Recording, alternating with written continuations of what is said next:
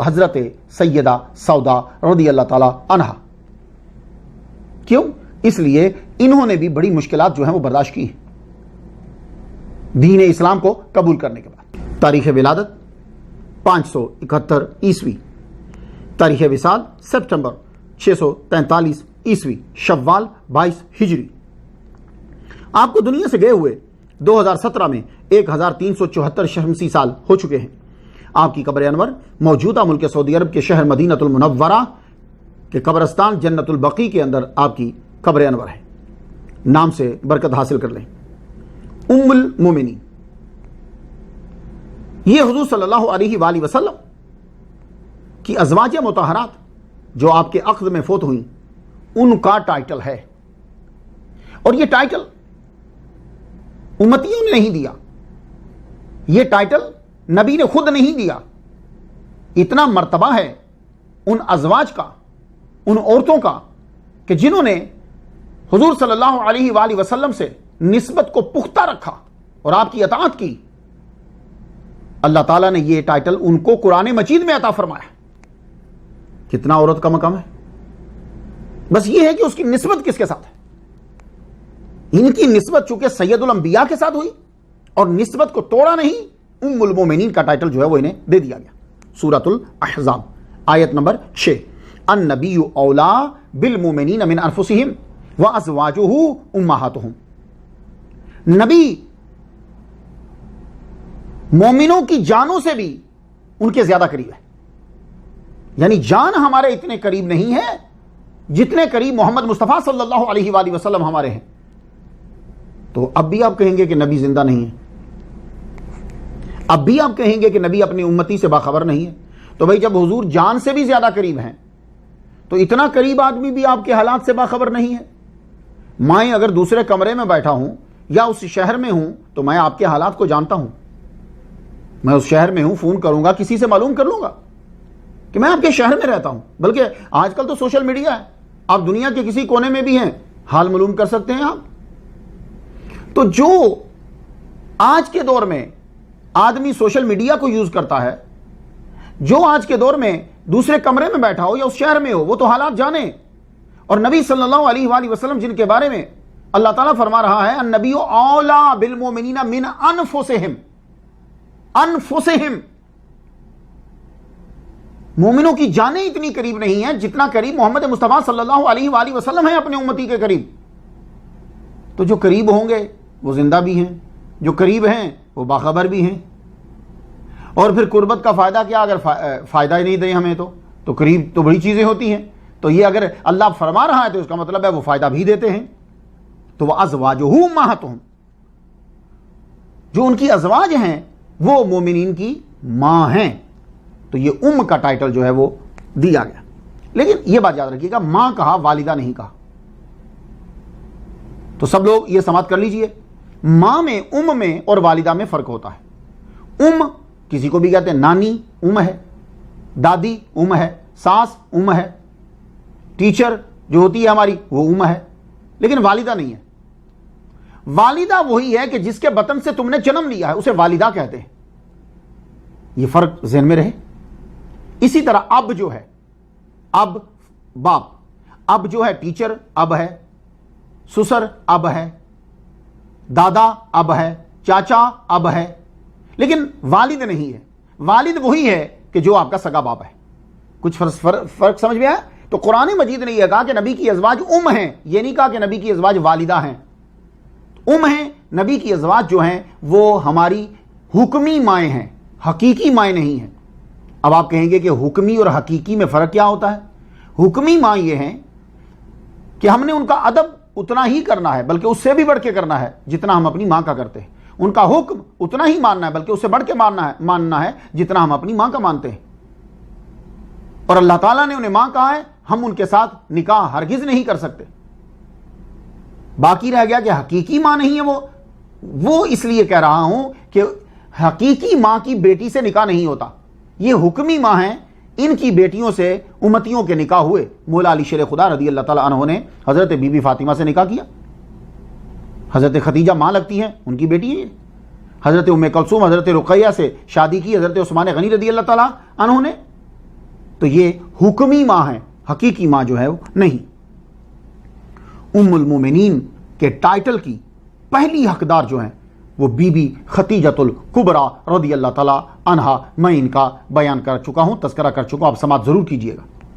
تو دوسرے نمبر پر جن کو یہ ٹائٹل ملا وہ حضرت سودا رضی اللہ تعالی عنہا ہیں، تو آج ہم ان کا تذکرہ کریں گے۔ حضور صلی اللہ علیہ وآلہ وسلم کے عقد میں آتے ہی ان کا درجہ بڑھ گیا۔ یہ عام عورت تھی، ام المومنین بن گئی، ام المومنین بنی تو بے مثل ہو گئی۔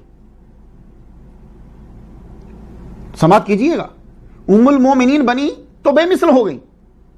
اب آپ کہیں گے ام المومنین ہوتے ہی اس سے پہلے ایک عام عورت تھی، ام المومنین بنتی نبی کی عقد میں آتے ہی بے مثل کیسے ہو گئی؟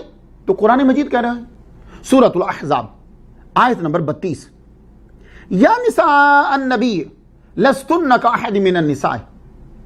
آج کل تو قرآن فہمی کا ذوق فیشن بن گیا نا، کہ ہم بھائی قرآن سنتے ہیں، قرآن سنتے ہیں، فیشن ہے نا، تو آپ اب تو سمجھ آنی چاہیے۔ یا نساء النبی، اے نبی کی ازواج، لستن کاحد من النساء، تم کیا ہو؟ You are not like any other of women, دوسری عورتوں کی مثل تم نہیں ہو۔ تو بھائی کیا فرق ہے کہ حضرت سودا رضی اللہ تعالی عنہا دوسری عورتوں کی مثل نہیں ہے؟ کیا فرق ہے؟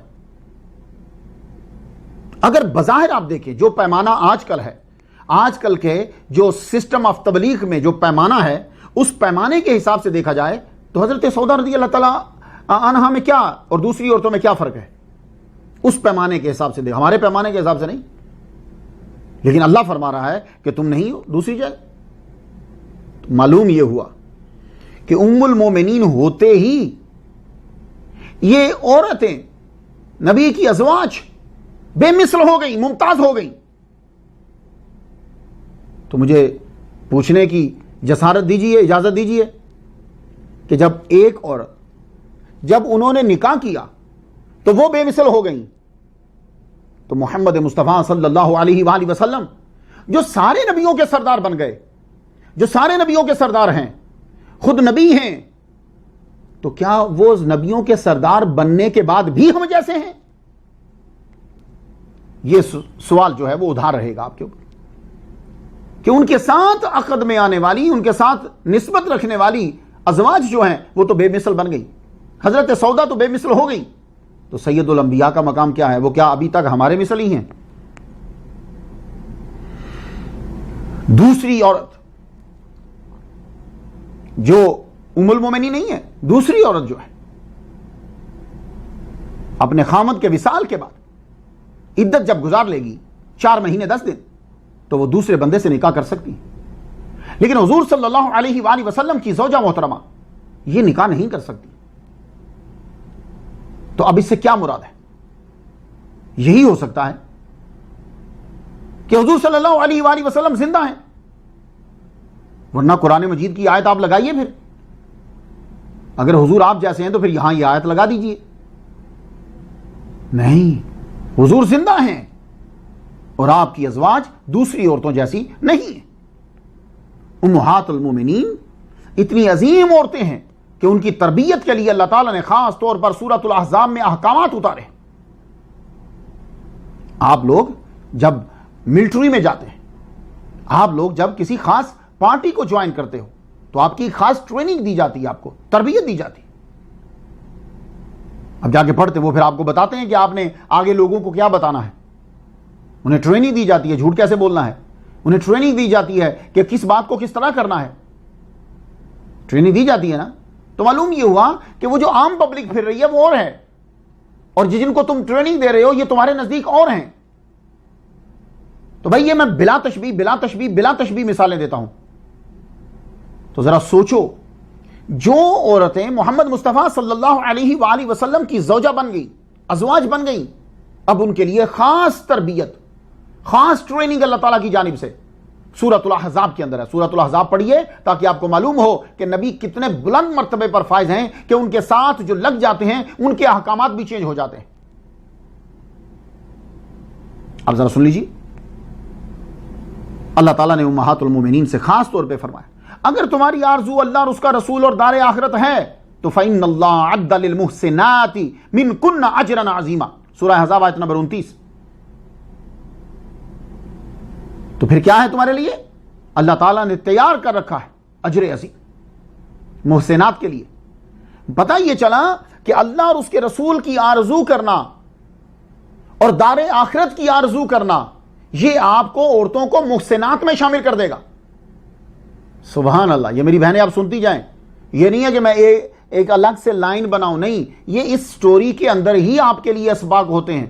اور ماشاءاللہ آپ اتنی ذہین ہیں کہ آپ سمجھ سکتی ہیں مسائل کو. دیکھ رہے ہیں آپ, یہ ماڈلز ہیں ہمارے لیے.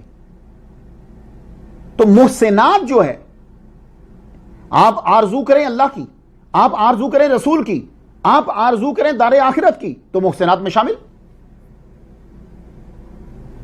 تو اجر عظیم ہے محسنات کے لیے. ذرا دوسرا حکم سن لیجیے. حضور صلی اللہ علیہ وسلم کی ازواج مطہرات سے کہا اگر آپ سے جرم ہوا تو ڈبل گناہ, ڈبل عذاب. آپ میں سے کوئی عورت جرم کرے گی تو اس کو ایک ہی سزا ہے اور اس کو ایک ہی عذاب ہے. لیکن ازواج مطہرات میں سے اگر کوئی جرم کرتا ہے تو ڈبل عذاب, دگنا عذاب. تو جب حضور کے ساتھ مل جانے والی ازواج جو ہیں وہ ہماری مثل نہیں ہے, تو محمد مصطفیٰ صلی اللہ علیہ وسلم ہماری مثل کیسے ہوئے؟ ایسے ہی خود کو خوش کرنا اور دوسروں کا ایمان ضائع کرنا, یہ کہہ کہ جی نبی ہماری مثل ہے. تو ازواج جو ہیں وہ جرم کریں تو دگنا عذاب اللہ کہہ رہا ہے. میں قرآن پڑھ رہا ہوں, ابھی میں حدیث میں بھی نہیں گیا. اب ذرا سن لیجیے. حضور صلی اللہ علیہ وآلہ وسلم کی ازواج مطہرات کے لیے پھر حکم آیا جو اللہ رسول کی اوبیڈینٹ رہیں, نیک عمل کرتی رہیں, نوتیہا اجراہا مرتین واعتدنا لہا رزقا کریما. تو ہم ان کو عطا کریں گے مرتین, دگنا اجر عطا کریں گے, واعتدنا لہا رزقا کریما, اور رزق کریم ان کے لیے ہم نے تیار کیا ہے. اب آپ فیصلہ خود کیجئے گا میری بہنیں, میں نہیں کہتا کہ ان کی عقل نہیں ہے, یہ اتنا اس سے بڑھ کے سوچ سکتی ہیں کہ نبی کی بیوی بنتے ہی جرم کریں تو ڈبل سزا, نیکی کریں تو ڈبل ثواب. آپ کو ڈبل ثواب نہیں ہے, ان کو ڈبل ثواب ہے. یہ ہے نسبت کا فرق, یہ ہے ام المومنین, یہ ہے مقام مصطفیٰ. اب سورۃ الاحزاب کی آیت نمبر 33 سن لیجئے. نبی صلی اللہ علیہ وسلم کی ازواج کو فرمایا وَقَرْنَا فِي بُيُوتِكُنَّ وَلَا تَبَرَّجْنَ تَبَرُّجَ الْجَاهِلِيَّةِ الْأُولَىٰ وَأَقِمْنَ الصَّلَاةَ وَآتِينَ الزَّكَاةَ وَأَطِيعْنَ اللَّهَ وَرَسُولَهُ إِنَّمَا يُرِيدُ اللَّهُ لِيُذْهِبَ عَنكُمُ الرِّجْسَ أَهْلَ الْبَيْتِ وَيُطَهِّرَكُمْ تَطْهِيرًا. اللہ کہہ رہا ہے ازواج کو, لیکن یہ جتنی بھی ازواج کو ماننے والی ہیں ان ماؤں کی جتنی بیٹی ہیں, جتنی بیٹی ہیں, قیامت تک آنے والی ہر مومنہ عورت جو ہے وہ ان کی بیٹی میں ہی شامل ہے. تو اب ان بیٹیوں کے لیے کیا حکم ہے؟ تو جو ماں کے لیے وہ بیٹیوں کے لیے بھی کیا کہا رب نے؟ اب حضرت سودا بھی شامل ہیں, سب شامل ہیں. وَقَرْنَا فِي بُيُوتِكُنَّ, گھروں میں رہنا ہے. وَلَا تَبَرَّجْنَ تَبَرُّجَ الْجَاهِلِيَّةِ الْأُولَىٰ, یہ بن سور کر جو عورتیں جاہلیت میں نکلتی ویسے باہر نہیں نکلنا. وَأَقِمْنَ الصَّلَاةَ, نماز پڑھنی ہے یعنی قائم کرنی ہے. وَآتِينَ الزَّكَاةَ, زکات دینا ہے. وَآتِينَ اللَّهَ وَرَسُولَهُ, اور تم نے اللہ اور اس کے رسول کی اطاعت کرنی ہے. انما یرید اللہ, یہ آیت ابھی ختم نہیں ہوئی, تو معلوم ہوا کہ یہ آیت جو ہے یہ حضور کی ازواج کے لیے بھی ہے. انما یرید اللہ لیذھب عنکم الرجس, کیونکہ اللہ یہ چاہتا ہے کہ تم سے پلیتی لے جائے. اے اہل بیت, نبی کے گھر والوں, تم سے پلیتی لے جائے. ویطہرکم تطہیرا, اور خوب پاکیزہ کر دے تمہیں. اب میری سب بہنیں سن لیں, پاکیزگی کیسے حاصل ہوگی, اللہ کا قرب کیسے حاصل ہوگا؟ تو یہ اللہ تعالیٰ نے ازواج کے لیے کہا, اب ان کی بیٹیوں کے لیے بھی. گھر میں رہنا, کلبوں میں نہیں پھرنا, اور اپنا بناؤ سنگھار فیشن پبلک میں لوگوں کو نہیں دکھانا. اس کا مطلب یہ نہیں ہے کہ آپ نے بناؤ سنگھار کرنا نہیں ہے, نہیں, ان کو نہیں دکھانا. کیوں غیروں کو کیوں چیزیں دکھاتے ہو؟ تم تو اپنی باتیں, تم تو اپنے زیور چوروں کو نہیں دکھاتے. تو کیا میری بہنوں تمہارا جسم اور یہ چیزیں کیا لوگوں کے لیے, چوروں کے لیے ہیں؟ نہیں, تم بہت قیمتی ہو. دنیا میں کوئی چیز اتنی قیمتی نہیں ہے جتنی اسلام کے اندر عورت قیمتی چیز ہے. گھر میں رہنا، بناؤ سنگار کر کے باہر نہیں نکلا، یعنی لوگوں کو دکھانا نہیں ہے کہ پتہ چلے ہم نے بناؤ سنگار کیا ہو، اور نماز پڑھنا، اور اگر زکوٰۃ تم پر لازم ہے زکوٰۃ دینا۔ باقی کچھ معاملات ایسے ہیں اللہ اور رسول کی اطاعت کرنا ان میں، تو کیا ہوگا؟ پلیتی دور، رب کا قرب۔ اب ایک اور حکم دیا گیا ازواج مطہرات کو، یہ میں کیوں بیان کر رہا ہوں؟ بہت ضروری ہے۔ حضرت سودا رضی اللہ تعالیٰ عنہ میرے نبی کی زوجہ ہیں، تو یہ اتنی طویل گفتگو ہے، ایک ٹاپک الگ سے نہیں بنایا جا سکتا، اس کا آہستہ آہستہ بیچ میں بیان کرتا چلا جاؤں گا۔ تو جو عورتیں ولیہ بننا چاہتی ہیں، پاکیزہ رہنا چاہتی ہیں، یہ وہ خاص اعمال ہیں جو اللہ نے عظیم عورتوں کو کرنے کا حکم دیا۔ اب ذرا ایک اور سن لیجیے، آیت نمبر 34 سورہ احزاب کی، وَاذْكُرْنَ مَا يُتْلَى فِي بُيُوتِكُنَّ مِنْ آیَاتِ اللَّهِ وَالْحِکْمَةِ۔ تو یہاں اللہ تعالیٰ نے ان کو حکم دیا کہ تم قرآن مجید کی تلاوت کرو اپنے گھروں کے اندر۔ تو میری بہنوں، یہ ہیں آپ کی ماڈلز، یہ ہیں سٹارز، انہیں ہم نے ان کو دیکھنا ہے، ان کو نمونہ بنانا ہے۔ نبی کے صدقے سے اللہ تعالیٰ نے ان کو خاص باتیں بتا دی، ان کے علاوہ اگر عورت کچھ اور کرتی ہے تو ولیہ نہیں بن سکتی وہ۔ تو میں پوچھتا ہوں اپنی بہنوں سے، سب میری بہنیں بیٹھی ہو، سن رہی ہو نا، میری بیٹیوں کے برابر ہو، کیونکہ جب بندہ تقریر کر رہا ہوتا ہے تو فادر ہوتا ہے۔ کل میری ایک بیٹی آئی، وہ کہاں سنتے ہمیں؟ مشیگن میں سنتے۔ تو میری بیٹی ہو تم، میں آپ سے پوچھنا چاہتا ہوں، بس آپ اپنی دادی نانی کو ذرا پیچھے جاؤ، کسی دن بیٹھ کر اپنے بابا پاپا سے پوچھنا، انگلینڈ میں ہو، یورپ میں ہو، امریکہ میں ہو، کسی جگہ ہو، تو میں اپنی بیٹیوں سے اتنا کہنا چاہتا ہوں، میری بیٹیوں، تم ذرا اپنی دادی اور نانی پوچھو اپنے ابا سے کہ ان کا طریقہ کار کیا تھا۔ تو گاؤں میں چلے جاؤ، پیچھے گاؤں میں چلے جاؤ، کیا تھا؟ صبح اٹھتے ہی قرآن، رب نے کیا کہا تھا کہ قرآن پڑھو، ازواج سے کہا، اچھی عورتوں نے صبح اٹھتے ہی قرآن پڑھتی تھی، نماز پڑھتی تھی، یہی ہوتا تھا نا۔ اس کے بعد پھر کیا کر رہی ہیں؟ اس کے بعد وہ ان کا کام گھر میں ہی ہوتا تھا، باہر نہیں نکلنا، گھر میں کام کر رہی ہیں اپنا۔ زکوٰۃ ہوتی تھی اس وقت، تو غربت ہوتی تھی، زکوٰۃ کہاں؟ وَآتِينَ اللَّهَ وَرَسُولَهُ، یہ بھی ان کے اندر سارا دن اللہ نے فرمایا کہ تم خدمت کرو ان کی، خاوند کی خوشنودی لو، سارے دن بچوں کی کام، بچوں کو پالنے میں لگے رہنا اور زبان سے ذکر جاری رہنا۔ وہ بڑی ذہین تھی ہماری دادی، ہماری نانی، وہ بہت ذہین تھی اور سچی پیروکار تھی امہات المومنین کی۔ تو حضرت سودا رضی اللہ تعالیٰ عنہ نے پورا عمل کیا، پورا عمل کیا۔ آپ حیران ہو جائیں گی سن کر کہ انہوں نے دوسرا حج ہی نہیں کیا۔ حضرت عمر نے پیشکش کری، آپ ماں ہیں، ماں جی چلو، کہنے لگی بس حکم ہے ہمیں گھر میں رہنے کا، حج میں نے کر لیا، عمرہ کر لیا، بس ٹھیک ہے۔ اتنا عمل، یہ ہے عمل۔ تو ازواج مطہرات کا مقام کتنا ہے، سنتی جا رہی ہیں آپ؟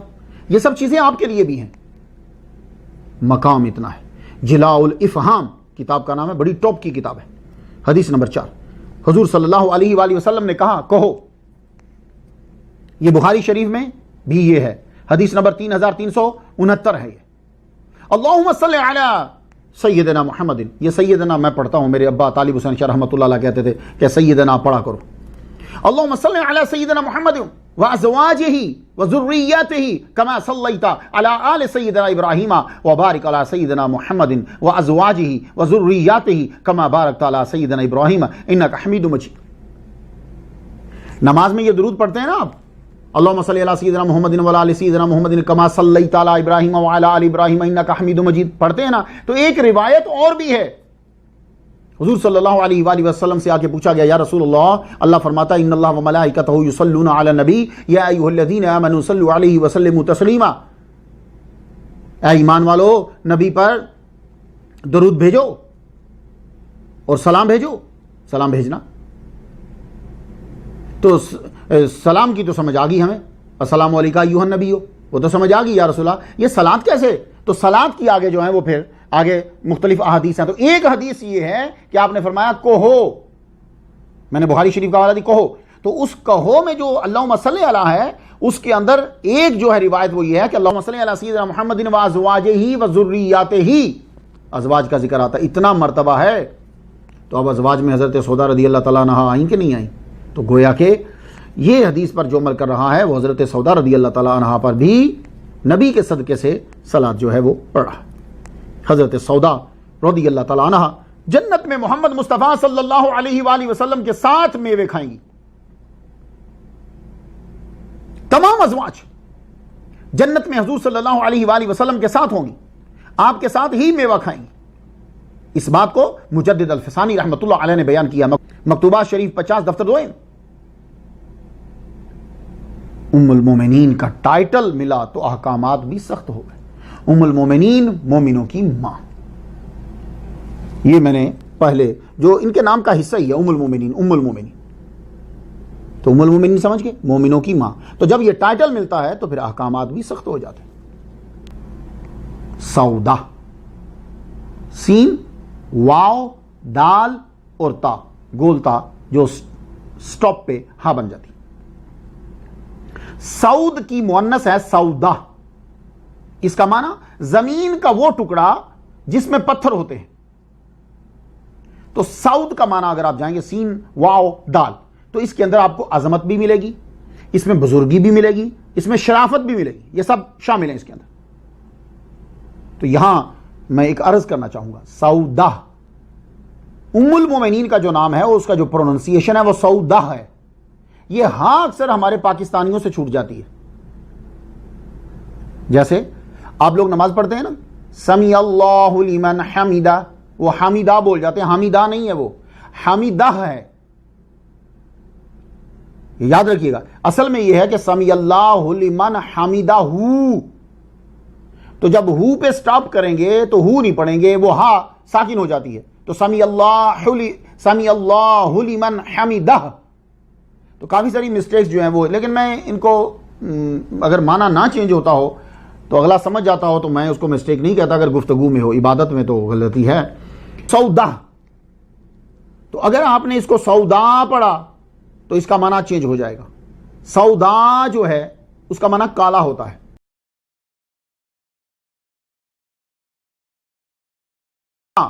سودا, سودا,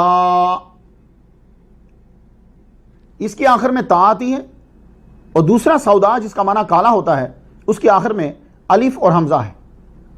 سودا اس کا معنی کالا ہوتا ہے. اب میں حدیث بیان کر دوں تاکہ آپ کی سمجھ میں آ جائے. صحیح مسلم شریف کتاب البر والصلہ, ابن عباس نے عطاء ابن ابی رباح سے یہ کہا, الا اریک امرأۃ من اہل الجنۃ, کیا میں تجھے دکھاؤں ایک عورت جو جنتی ہے؟ قلت بلا, میں نے کہا. قال هذه المرأة سوداء, یہ ہے وہ سودا عورت. اتت النبی صلی اللہ علیہ وآلہ وسلم, یہ حضور صلی اللہ علیہ وسلم کے پاس آئی. قالت, کہنے لگی کہ انی اسرع و انی اتکشف, مجھے دورہ پڑتا ہے تو میں بھرانا ہو جاتی ہوں. فدعوا اللہ لی, اللہ سے میرے لیے دعا کیجیے. قال ان شئتی صبرتی ولک الجنہ, آپ نے فرمایا حضور نے اگر تو چاہے صبر کرے تو اللہ تعالیٰ تجھے جنت دے گا. وَإِنْ شِئْتِ دَعُوتُ اللَّهَ, اور اگر تو چاہے تو میں دعا کرتا ہوں وَإِنْ يُعَافِيَكِ, کہ اللہ تعالیٰ تجھے شفا دے دے.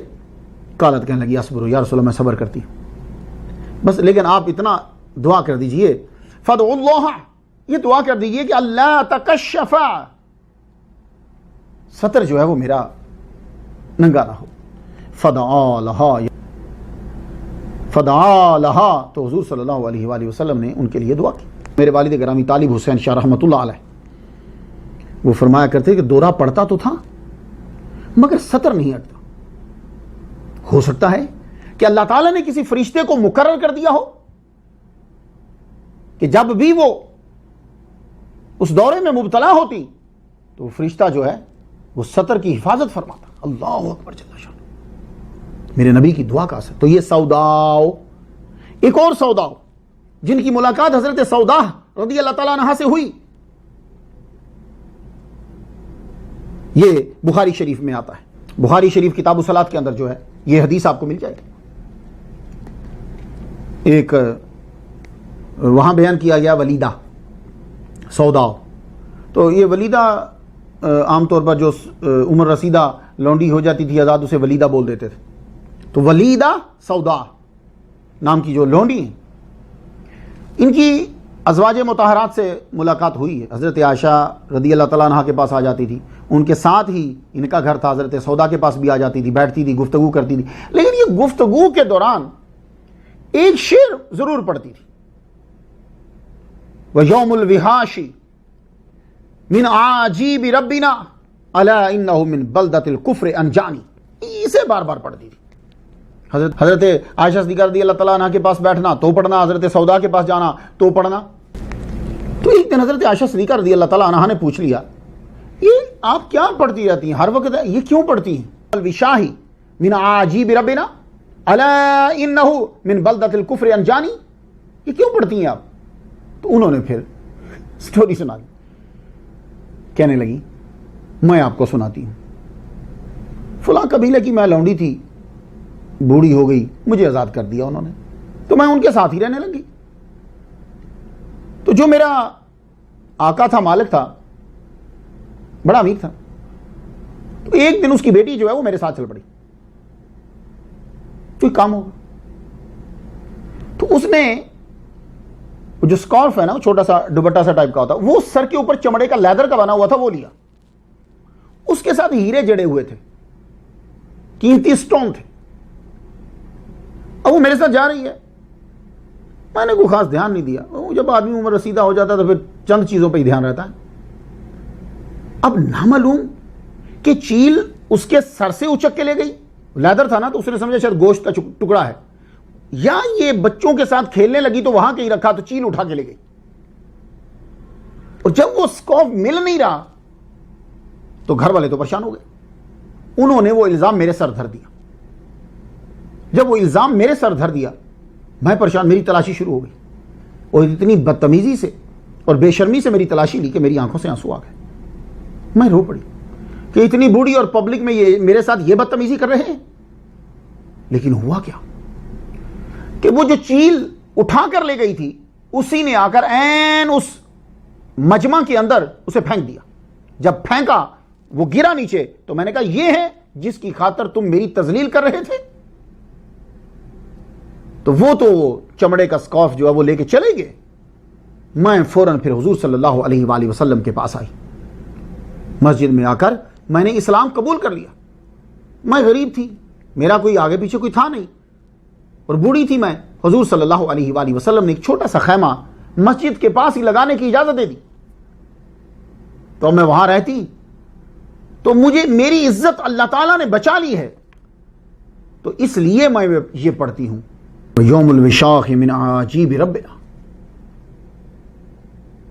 میرے رب کے کرم نوازیوں میں سے وہ جس دن اس کا لیدر کا وہ گم ہوا، کیا کیا میرے رب تعالیٰ نے اس دن مجھے کفر کے شہر سے نجات دے دی. مجھے وہ گم ہوا، اس کا گم ہونا میرے اسلام قبول کرنے کا سبب بن گیا. اب آپ کو فرق سمجھ میں آیا. مجھے 2 حدیثیں آپ کے سامنے پڑھنا پڑی ہیں تاکہ جب آپ بولیں سودا یہ ہے ام المومنین، سودا یہ ہے، سودا کا معنی بلیک، کالا. زمعہ یہ آپ کے والد گرامی کا نام ہے. اسے زمعہ بھی پڑھتے ہیں، زمعہ بھی پڑھتے ہیں، اور کئی جگہ پہ میں نے عربی کے اندر اعراب لگے ہوئے دیکھیں زمعہ بھی لکھا ہوا ہے. زمعہ کا معنی a man of obedience، اور زمعہ کا معنی بیان کیا جاتا ہے one who follows and one who doesn't care for them. حضرت سودا رضی اللہ تعالی عنہا کی ولادت، آپ کی ولادت اسی سن میں ہوئی جس سن میں محمد مصطفیٰ صلی اللہ علیہ وآلہ وسلم کی ولادت ہوئی. میں اس تاریخ کا تعین کس طرح کرتا ہوں؟ میں اس طرح کرتا ہوں کہ جب آپ کی شادی ہوئی، حضور صلی اللہ علیہ وآلہ وسلم سے نکاح ہوا، تو آپ کی عمر 50 سال تھی. حضور صلی اللہ علیہ وآلہ وسلم کی عمر بھی 50 سال تھی. تو جب دونوں کی 50 سال عمر ہے تو حضور پاک کا سن ولادت 571 عیسوی ہے، تو پھر ان کی بھی 571 بنی. تو آپ کے والد گرامی کا نام زمعہ یا زمعہ پروننسیشن خالص عربی، اور آپ کی والدہ ماجدہ شموس، یہ شمس کی جمع ہے، شمس سورج کو کہتے ہیں، شموس اس کی جمع ہے، شموس بنت قیس بن عمر.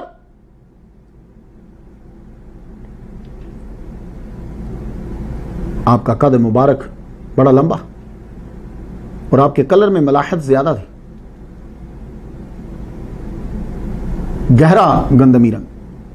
آپ کی شادی جو پہلی ہوتی ہے وہ آپ کے چچا زاد بھائی کچھ عربی کی کتابوں میں پڑھتا ہوں تو وہ عبارت جب میں پڑھ رہا ہوں تو وہ یہ ہے کہ آپ کے والد کے چچا زاد بھائی جیسے مولا علی شیر خدا حضور کے، ان کا نام سکران، ان سے آپ کی شادی ہوئی۔ یہ جو سکران ہے یہ واحد ہے، اس کی جمع ساکران آتی ہے، بس صرف زبر لگانی ہے جمع بن جائے گی۔ سکران واحد، ساکران جمع۔ تو حضرت سودا رضی اللہ تعالی عنہا نے پہلے اسلام قبول کیا۔ آپ نے جب اسلام قبول کیا پھر آپ نے اپنے خاوند کو فورس کیا، انہوں نے اسلام قبول کیا۔ اللہ اکبر جل شانہ۔ حضرت سکران بن عمر رضی اللہ تعالی عنہ انہوں نے بھی اسلام قبول کیا۔ اس وقت یہ غریب لوگ تھے، اور غریبوں پہ ظلم جو ہے وہ جلدی ہو جاتا ہے اور زیادہ بھی ہوتا ہے۔ امیر ہوں تو لوگ خود ہی جواب دینے لگ جاتے ہیں۔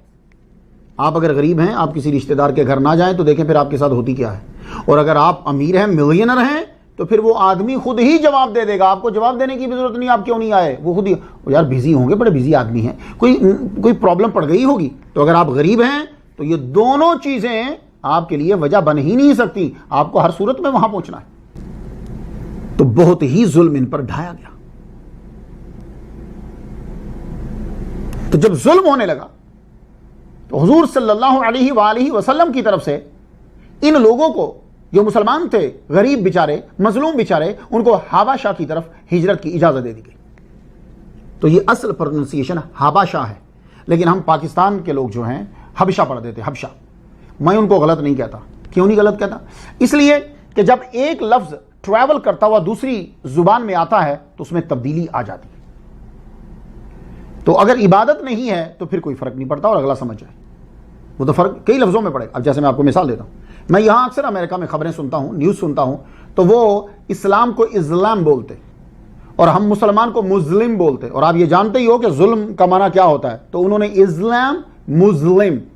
لیکن مجھے حیرانی یہ ہوتی ہے کہ کوئی بندہ، بڑے بڑے لیکچر جہاں ہوتے ہیں، میں ایک دفعہ ہیوسٹن میں، وہاں کی میئر جو تھی وہ تھی، وہاں میں نے آخر میں دعا مانگنا تھا، تو سارے لوگ بیٹھے ہوئے، تو وہ اسلام اور مسلم جب بولے کوئی پریشان نہیں ہو رہا، سب بیٹھے ہیں، خوش ہو رہے ہیں۔ اور تعجب کی بات یہ ہے کہ اگر کوئی پاکستانی یا کوئی انڈین انگلش غلط بول دے، اور انگلش غلط نہیں، انگلش وہ صحیح بولتے ہیں، پروننسیشن ذرا غلط بول دے تو سارے ہنسنے لگ جاتے، کتنا جاہل آدمی ہے۔ اس سے آپ کو مسلمانوں کا اپنی زبان سے محبت کا اندازہ ہو گیا کہ ایک انگریز ہمارے اسلام کو اسلام بولے، مسلم کو مسلم بولے، محمد صلی اللہ علیہ وسلم کو محمد بولے تو ہم پریشان نہیں ہوتے، اور اگر ایک پروننسیشن ذرا کسی اپنے ہی بندے نے غلط بول دیا تو ہم یہ جاہل آدمی ہے۔ تو لفظ جب ٹریول کرتا ہے کسی دوسری لینگویج میں تو تبدیلی آتی ہے۔ تو حبشہ، یہ جو حبشہ ہے، اس علاقے کا نام قدیم نام یونانیوں نے رکھا تھا ایسیوپس۔ تو ایسیوپس جو ہے اس کا معنی ہوتا ہے جلا ہوا چہرہ۔ تو ہو سکتا ہے کہ یہاں کے لوگ جو ہیں اس وقت بھی بہت بلیک کلر کے ہوں، تو جب آدمی جل جاتا ہے تو ایسا ہی کچھ کلر ہوتا ہے نا، تو انہوں نے ایسیوپس رکھ دیا۔ وہ ایسیوپس جو ہے وہ اس نے پھر ٹریول کیا تو ایتھیوپیا بن گیا وہ۔ تو آج کے دور میں اس کا نام ایتھیوپیا ہے، لیکن جب مسلمان گئے تو مسلمانوں نے اس کا نام حبشہ رکھا۔ کیوں؟ اس لیے کہ حبشہ جو ہے یہ یمن کا ایک قبیلہ ہے، یہ وہاں سے ٹریول کر کے افریقہ کے اس علاقے میں جا بسے تھے اور عیسائیت کو اختیار کر لیا تھا، تو انہوں نے حبشہ کا نام دیا، ہم ایتھیوپیا کہتے ہیں۔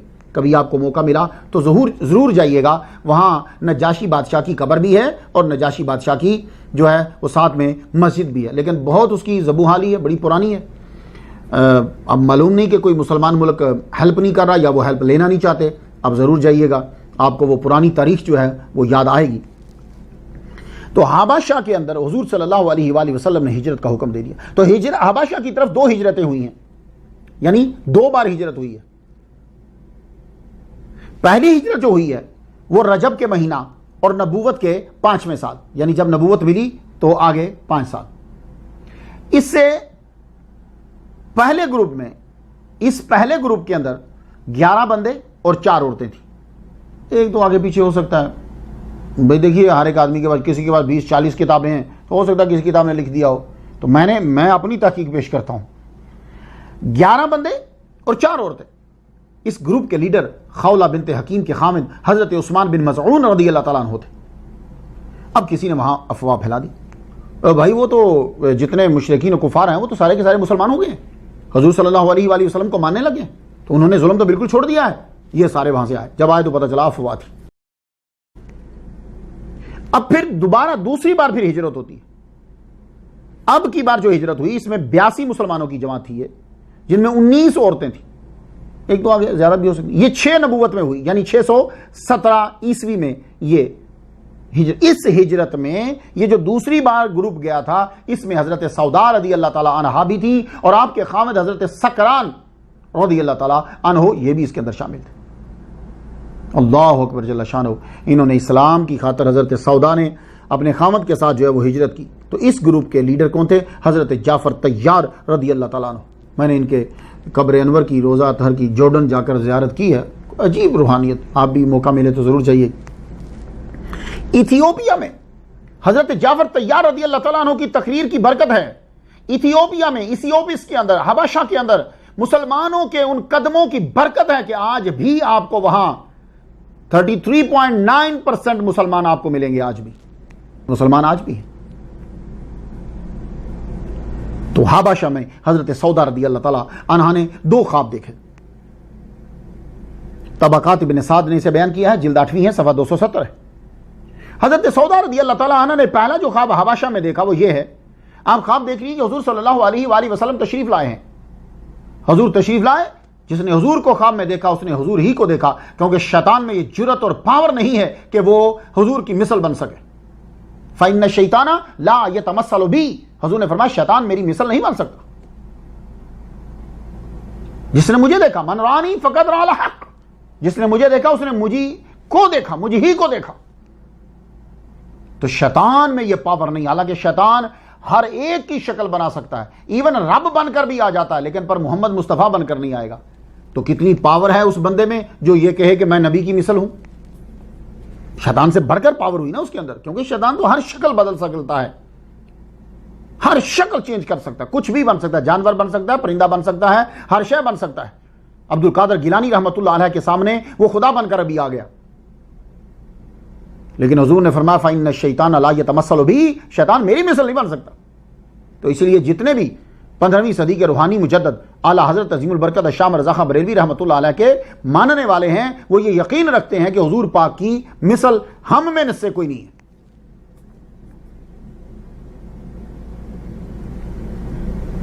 تو حبشہ میں حضرت سودا رضی اللہ تعالیٰ عنہ نے جو پہلا خواب دیکھا کہ حضور صلی اللہ علیہ وسلم تشریف لائے، تو حضور نے آتے ہی ایک روایت میں نے پڑھا کہ اپنا ہاتھ مبارک جو ہے ان کی گردن پہ رکھا، دوسرا یہ ہے کہ آپ نے اپنا پاؤں مبارک ان کی گردن میں رکھا، دونوں میں قبضہ ہی کی علامت ہے، ہاتھ گردن پہ ہو یا پاؤں گردن پہ ہو۔ اب انہوں نے کہا خواب کی تعبیر کیا ہے؟ تو ان کے جو خامد تھے نا حضرت سکران، وہ علم تعبیر اور رویا جو ہے اس کو جانتے تھے، اور جب اسلام قبول کیا تو اللہ تعالیٰ نے اور سچ اس میں ڈال دیا۔ پہلے لوگ آ کے ان سے پوچھتے تھے ہم نے یہ خواب دیکھا، اس کی تعبیر کیا ہے، تو کبھی صحیح ہو جاتا کبھی، لیکن جب اسلام قبول کیا تو پھر ان کی ہر تعبیر جو آپ بتاتے تھے وہ محمد مصطفیٰ صلی اللہ علیہ وآلہ وسلم کے صدقے سے وہ بالکل صحیح ہوتی۔ کہنے لگے اپنی بیوی سے، سودا سے کہنے لگے کہ اگر یہ خواب تمہارا سچا ہے نا تو پھر اس کی تعبیر یہ ہے کہ محمد مصطفیٰ صلی اللہ علیہ وآلہ وسلم سے تمہارا نکاح ہوگا، انہوں نے جو تمہاری گردن پر ہاتھ رکھا ہے۔ دوسرا خواب وہ بھی حبشہ میں آیا، اگر آپ کی وفات حبشہ میں ہوئی ہے اور اگر آپ کی وفات مکہ میں ہوئی ہے تو پھر یہ خواب مکہ میں آیا ہے جی۔ تو اب یہ دیکھ لیجئے کہ آپ کس روایت کو چوز کرتے ہیں، اس حساب سے یہ خواب وہی ہوگی۔ حبشہ میں اگر ان کی حضرت سکران کی وفات حبشہ میں ہوئی ہے تو پھر خواب یہ حبشہ میں آیا دوسرا، اور اگر مکہ میں ہوئی ہے تو یہ دوسرا خواب مکہ میں آیا ہے۔ دوسرا خواب آپ نے یہ دیکھا کہ آپ بیٹھی ہوئی ہیں ٹیک لگا کے، آسمان سے چاند آیا اور آپ کی گودی کے اندر آ گیا۔ تو جب ان کو جا کے بتائی تو انہوں نے یہ کہا اس خواب کی تعبیر جو ہے وہ یہ ہے کہ میں اب بیمار ہو جاؤں گا اور فوراً فوت ہو جاؤں گا، اور حضور صلی اللہ علیہ وآلہ وسلم تمہاری خواہش کریں گے، یعنی تمہارا نکاح ہوگا۔ ابن اسحاق، واقدی اور عیون الآثار نے جلد 2 صفحہ 381 کہتے ہیں کہ آپ مکہ میں آ گئے بیمار ہوئے اور فوت ہو گئے. کچھ روایات ہیں کہ آپ حبشہ میں ہی آپ کا انتقال ہو گیا. ان سے حضرت سودا رضی اللہ تعالی عنہا کو ایک بیٹا تھا. کچھ عبارات ہیں کہ ان کی 5 اولاد ہیں، لیکن جو واضح سمجھ آئی ہے وہ یہ بھی آتی ہے کہ ایک ہی بیٹا آپ کا، جو حضرت عبد الرحمن بن سکران رضی اللہ تعالیٰ عنہ عبد الرحمن کے نام سے مشہور ہوئے، اور انہوں نے یہ حبشہ میں ہی پیدا ہوئے تھے. تو حضرت سودا کے یہ صاحبزادے 16 ہجری میں جنگ جلاؤلا میں شہید ہوئے. یہ جنگ مدائن، فتح مدائن کے بعد جو ہے یہ لڑے گی. تب یہ علاقہ فارس میں تھا، اب یہ عراق میں ہے. تو عبد الرحمن رضی اللہ تعالیٰ عنہ کے علاوہ جو اولاد مانتے ہیں وہ کانت مسبیتن جو ہے نا، وہ آپ نے پورا واقعہ جا کے پڑھ لیا. اب ساری چیزیں تو نہیں نا بیان کرنا ہوتی، کچھ اگلے کے لیے بھی چھوڑنا ہے. آپ نے ایک ہجرت حبشہ کی طرف کی اپنا دین بچانے کے لیے، اسلام بچانے کے لیے، اسلام پھیلانے کے لیے. دوسری بار جو آپ نے ہجرت کی ہے وہ مدینۃ المنورہ، اللہ اکبر جل شانہ، اس کی طرف اللہ اور اس کے رسول کے لیے کی. اس لیے آپ کے نام کے ساتھ صاحبۃ الہجرتین بھی آتا. یہ آپ حضرت سودا رضی اللہ تعالیٰ عنہا کا ہجرت کرنا، ہجرت حبشہ، اور آپ کا ہجرت کرنا ہجرت مدینہ، یہ 2 ہجرتیں بھی آپ کا مقام اور بڑھا دیتی ہیں، دوسری ازواج میں پھر ممتاز کر دیتی ہیں آپ کو. اب مدینہ کی طرف ہجرت کرنے والوں کا بڑا مقام ہے. سورہ توبہ آیت نمبر 100. والسابقون الاولون من المهاجرين والانصار والذين اتبعوهم باحسان رضي الله عنهم ورضوا عنه وعد لهم جنات تجري تحتها الانهار خالدين فيها ابدا ذلك الفوز العظيم. مہاجرین مکہ سے مدینہ ہجرت کرنے والے، اور انصار یعنی مدینہ میں ان کی مدد کرنے والے، اسلام قبول کرنے میں سبقت لے جانے والے اور احسن پیروکار، ان کے لیے اللہ تعالیٰ نے چند انعامات مقرر کیے ہیں. پہلا وعدہ تو اللہ نے یہ کیا کہ اللہ ان سے راضی ہوا، تو حضرت سودا سے اللہ راضی ہوا. دوسرا وعدہ کیا کہ اللہ ان کو وہ باغات دے گا جن کے نیچے نہریں بہتی ہیں، تو حضرت سودا رضی اللہ تعالیٰ عنہا کو وہ باغات ملیں گے جنت میں جن کے نیچے نہریں ہیں. تیسرا وعدہ وہ اس میں ہمیشہ رہیں گے، تو حضرت سودا ہمیشہ رہیں گی. آپ نے ایک بار نہیں 2 بار ہجرت کی ہے. تو ہجرت مدینہ کرنے والوں کو تو اتنے انعامات ملے، تو ہجرت مدینہ جنہوں نے صرف مدینہ شریف کی طرف ہجرت کی ہے وہ انعامات اللہ دے رہا ہے. پہلا وعدہ اللہ ان سے راضی ہوا، دوسرا وعدہ اللہ ان کو وہ باغات دے گا جن کے نیچے نہریں بہتی ہیں، تیسرا وعدہ وہ اس میں ہمیشہ رہیں گے. تو حضرت سودا رضی اللہ تعالیٰ عنہا کو یہ سارے انعامات ملیں گے کیونکہ آپ نے ایک بار نہیں 2 بار ہجرت کی، حبشہ پھر مدینہ. اور آپ نے اس وقت اسلام قبول کیا جب مسلمانوں کی تعداد جو ہے وہ 100 سے بھی کم تھی. تو خلاصہ یہ ہوا کہ حضرت سودا رضی اللہ تعالیٰ عنہا سے اللہ راضی، آپ جنتی. اور ایک جزا اور سن لیجیے، یہ سورہ نحل کی آیت نمبر 41 پہ. والذین ہاجروا فی اللہ من بعد ما ظلموا لنبوئنہم فی الدنیا حسنہ ولاجر الآخرۃ اکبر لو کانوا یعلمون. اور جنہوں نے اللہ کی راہ میں ہجرت کی اس کے بعد کہ ان پر طرح طرح کے ظلم توڑے گئے، تو ضرور ہم انہیں دنیا میں بہتر ٹھکانہ دیں گے اور آخرت کا اجر تو یقیناً بہت بڑا ہے. تو اب دیکھ لیجیے، حضرت سودا رضی اللہ تعالیٰ عنہا نے ہجرت حبشہ کی، آپ نے مدینہ کی طرف ہجرت کی. تو ہجرت حبشہ جو ہے وہ ظلموں کے نتیجے میں ہے، ڈائریکٹ آپ پر زیادتی ہیں کیونکہ بہت کم تعداد تھی اس وقت. تو اس آیت کے اندر بھی حضرت سودا رضی اللہ تعالیٰ عنہ کا مقام واضح ہو گیا. تو دنیا میں بہترین ٹھکانہ، اس سے بڑا اور ٹھکانہ کیا ہوگا کہ محمد مصطفیٰ صلی اللہ علیہ وسلم کا گھر مل گیا. آپ کا گھر تو ساری جنتیں ایک طرف، نبی صلی اللہ علیہ وسلم کا گھر ایک طرف، اس سے بڑا اور کیا ٹھکانہ ہوگا. اور اللہ فرما رہا ہے کہ جو آخرت کا اجر ہے وہ تو ہے ہی بہت بڑا، اس کی تو بات ہی چھوڑ دو، تو وہ بھی آپ کو ملے گا. حضرت سودا رضی اللہ تعالیٰ عنہ ہجرت حبشہ اور ہجرت مدینہ. تو حبشہ سے پھر آپ واپس تشریف لائے. حضرت سکران کی وفات ہو گئی تو حضرت سودا رضی اللہ تعالیٰ عنہ اپنے خاوند کی وفات کے بعد اپنے یتیم بچے کے ساتھ مکہ کے اندر اپنے بوڑھے باپ کے ساتھ رہنے لگے. وہ بیچارہ کمزور، آپ کے بھائی بھی تھے، اب بوڑھے باپ کے ساتھ رہنے لگی. تو حضور صلی اللہ علیہ وآلہ وسلم کی زوجہ محترمہ حضرت خدیجہ الکبریٰ رضی اللہ تعالیٰ عنہا کا وصال ہو گیا. حضور صلی اللہ علیہ وآلہ وسلم پریشان رہنے لگے. کیوں؟ اس لیے کہ جو لیڈر ہوتا ہے نا اس کے گھر میں سکون ہونا چاہیے. خاص طور پر علماء، اسکالرز، مفتی، اسکالرز کے اندر سب آ جاتے ہیں، لیڈرز جو ہیں، ان کے گھر کے اندر سکون ہونا چاہیے. اگر گھر کے اندر سکون نہیں ہوگا یہ بہترین تقریر نہیں کر پائے گا، اس کو ذہنی ٹینشن نہیں ہونی چاہیے. یہی وجہ ہے کہ آپ لوگ اپنی مسجد کے امام، اپنی مسجد کے خطیب کا خرچہ خود اٹھاتے. کیوں اٹھاتے ہو؟ اسی لیے اٹھاتے ہو کہ اس کو گھر کی ٹینشن نہ ہو، کمانے کی، کھلانے کی یہ نہ ہو، وہ ہم دیتے ہیں، بس تو پڑھ، سٹڈی کر، اور ہمیں مسائل جو ہیں وہ ہمیں دے، ایمانداری کے ساتھ مسائل ہم تک پہنچا. اس لیے ہم اپنے امام کی، آئمہ کی، اپنے علماء کی عزت کرتے ہیں، ان کو اچھا گھر دیتے ہیں، ان کو اچھی تنخواہ دیتے ہیں. اب یہ اس کی ثواب دیدہ کہ وہ پڑھتا ہے کہ نہیں پڑھتا. تو حضور صلی اللہ علیہ وآلہ وسلم کے گھر میں 3 بچی ہیں، گھر خالی ہے. چچا بھی چلے گئے جو غم گسار تھے، مددگار تھے. بیوی بھی چلی گئی، وفادار تھی، غم گسار تھی، ملی نثار تھی، وہ بھی چلی. تو اب گھر کی حفاظت کے لیے کسی کو رکھنا. اب حضور صلی اللہ علیہ وآلہ وسلم کچھ پریشان رہنے لگے. تو ایک دن آپ کے پاس حضرت خولہ آئیں، عثمان بن مظعون رضی اللہ تعالیٰ عنہ کی زوجہ. کہنے لگے یا رسول اللہ نکاح کر لیجیے، یہ مسئلہ تو حل ہو. آپ کی توجہ جو ہے وہ پھر، کیونکہ آپ نے طائف جانا، آپ نے دوسری جگہوں پہ جا کر تبلیغ کرنی، تو وہ تو گھر پیچھے تو کوئی ہوگا. تو آپ ہی نے فرمایا کس کے ساتھ؟ تو حضرت سودا رضی اللہ تعالی عنہا کا نام جو ہے وہ آیا.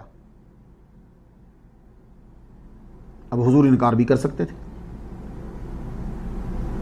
جو امریکہ کا میڈیا یا دشمن لوگ اعتراض کرتے ہیں، نعوذ باللہ نعوذ باللہ نعوذ باللہ نعوذ باللہ، نقل کفر نباشد کے حضور صلی اللہ علیہ وسلم عیاشی کے لیے شادیاں کرتے تھے. اس وقت میرے نبی کی عمر 50 سال ہے، اب آپ کا گھر خالی ہے، آپ کو شادی کرنا ہے، تو کیا پورے عرب کی عورتیں ساری ہی فوت ہو گئی تھی؟ سوال ہے، ساری ہی فوت ہو گئی تھی؟ نہیں. تو پھر حضرت سودا کا چناؤ کیوں کیا میرے نبی نے؟ یہ دوسری زوجہ ہے، دوسری ام المومنین، ان کا چناؤ کیوں کیا؟ حضرت خولہ نے حضرت سودا کا نام لیا، میرے نبی نے ہمیں بھر لی، انکار نہیں کیا، فرمایا جاؤ جا کے بات کرو. اب ان کی عمر 50 سال، جسم فربا، بچہ بھی ہے ان کا، اور وہ بچہ بھی بہت چھوٹا ہے، اور رنگ ان کا جو دولت کوئی نہیں ان کے پاس، اور رنگ ان کا انتہا گہرا گندمی ہے. یعنی تو اب بتائیے میرے نبی حامی کیوں بھر رہے ہیں؟ اب ساری دنیا کے لوگ، امریکن اور یورپین اور مہنگی فیس لے کر سستی گفتگو کرنے والوں سے میں پوچھتا ہوں، اگر حضور صلی اللہ علیہ وسلم نعوذ باللہ نعوذ باللہ نعوذ باللہ نقل کفر نباشد عیاشی کے لیے شادی کرتے تھے، تو حضرت سودا سے شادی میں کیا فائدہ ہوا؟ آپ کی عمر 50 سال، حسن و جمال میں صرف سیرت کمال پہ، مال و دولت کا یہ عالم کے گھر میں صرف اللہ اور اس کا رسول، کوئی نہیں. صلی اللہ علیہ وآلہ وسلم نے صرف اس لیے جلد حامی بھر لی کہ انہوں نے اسلام کی راہ میں ہجرت کی، خاوند بیمار ہوا، فوت ہوا، بچہ یتیم ہے، میرے نبی نے ان کی مدد کی کہ باپ کا کندھا کمزور ہے، ان سے شادی نہ خوبصورتی نہ مال کی وجہ سے، ان سے شادی صرف ان کی دینداری اور ان کی خاطرداری کے لیے میرے نبی نے کی. حضرت سودا میرے نبی کا سہارا نہیں بنی، بلکہ حضور ان کا سہارا بنے، ان کے بچے کا سہارا بنے. یہ شادی کر کے آپ نے انسانیت کا ثبوت دیا. حضرت خولہ خود گئیں، جا کر حضرت سودا کے والد سے بات کی، ان سے ملی، پوچھنے لگے کیسے آئی ہو؟ آپ نے فرمایا کہ میں محمد بن عبداللہ کا رشتہ لے کر آپ کے پاس آئی، محمد صلی اللہ علیہ وسلم کا رشتہ لے کر آئی. آپ چپ ہو گئے. کہنے لگے سودا سے پوچھ لیا؟ فرمانے لگی ہاں میں نے ان کی رضامندی لے لی ہے، بس آپ کی اجازت چاہیے. کہنے لگے ہاں اچھے ہیں، اچھا کف ہے، نیک ہیں.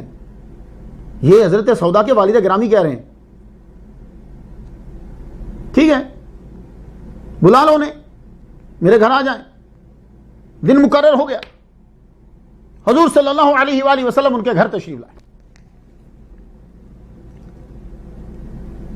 تو زماں نے اپنی بیٹی سے پوچھ لیا تو بندے جو ہیں وہ بلا کر نکاح پڑھا دیا. تو نکاح کس نے پڑھا؟ زمان نے.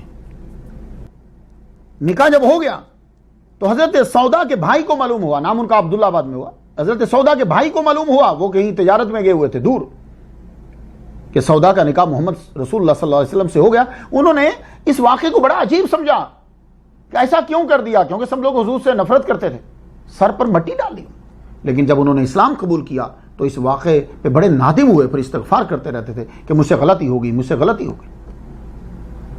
حضور صلی اللہ علیہ وآلہ وسلم نے عورت کی آنر کو بڑھایا, عورت کی عزت کو بڑھایا ہے.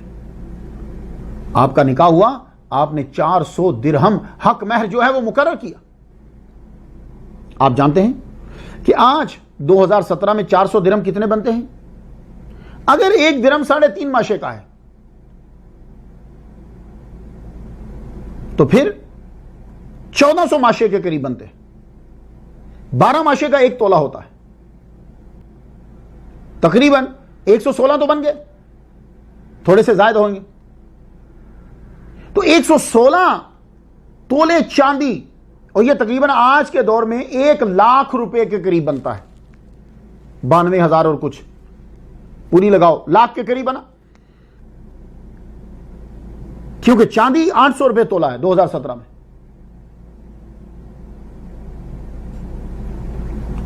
کہاں ہیں وہ لوگ شادی میں ہر رسم کریں گے؟ ہندوؤں کی کوئی رسم نہیں چھوڑیں گے, انہی کے طرح کے کلر, انہی کی طرح کا انداز اپنائیں گے. عیسائیوں کی ہر رسم جو ہے وہ ان کی شادی کے اندر ہوگی. میں یہاں امریکہ میں نکاح پڑھانے جاتا ہوں, $10,000 کا تو صرف وہ ہال کا کرایہ دے رہے ہوتے ہیں, اور جب میں فارم فل کرنے لگتا ہوں تو میں پوچھتا ہوں کہ بیٹی کی آنر میں حق مہر کتنا ہے؟ نمی صاحب وہ حق مہر لکھ دو جو شرعی ہے. تو میں پوچھتا ہوں شرعی کا مطلب کیا ہے؟ جی وہ 32 روپے. شرعی جب وہ کہتا ہے نا بندہ کہ جی جو شرعی ہے وہ لکھ دیں, اس کے مائنڈ میں 32 روپے ہوتے ہیں. 32 روپے کا مطلب کیا ہے؟ $5 سے بھی کم.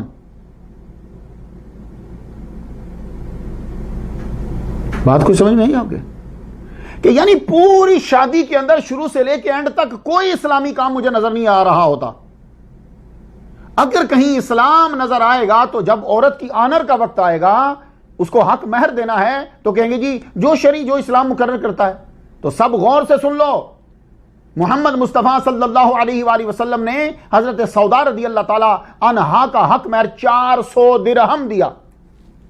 غابہ جلد 5 صفحہ 484.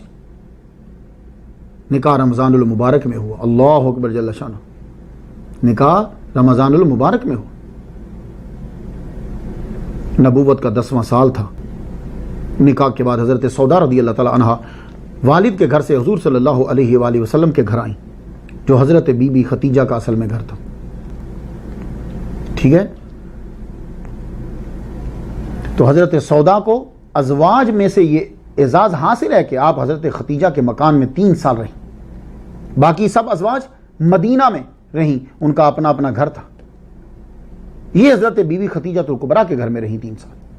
تو حضرت سودا کا دوسرا اعزاز یہ ہے کہ مکہ کے 3 سالہ دور میں آپ تنہا تھیں حضور صلی اللہ علیہ وآلہ وسلم کے گھر, جیسے بی بی خدیجہ الکبریٰ تنہا رہیں ساری زندگی.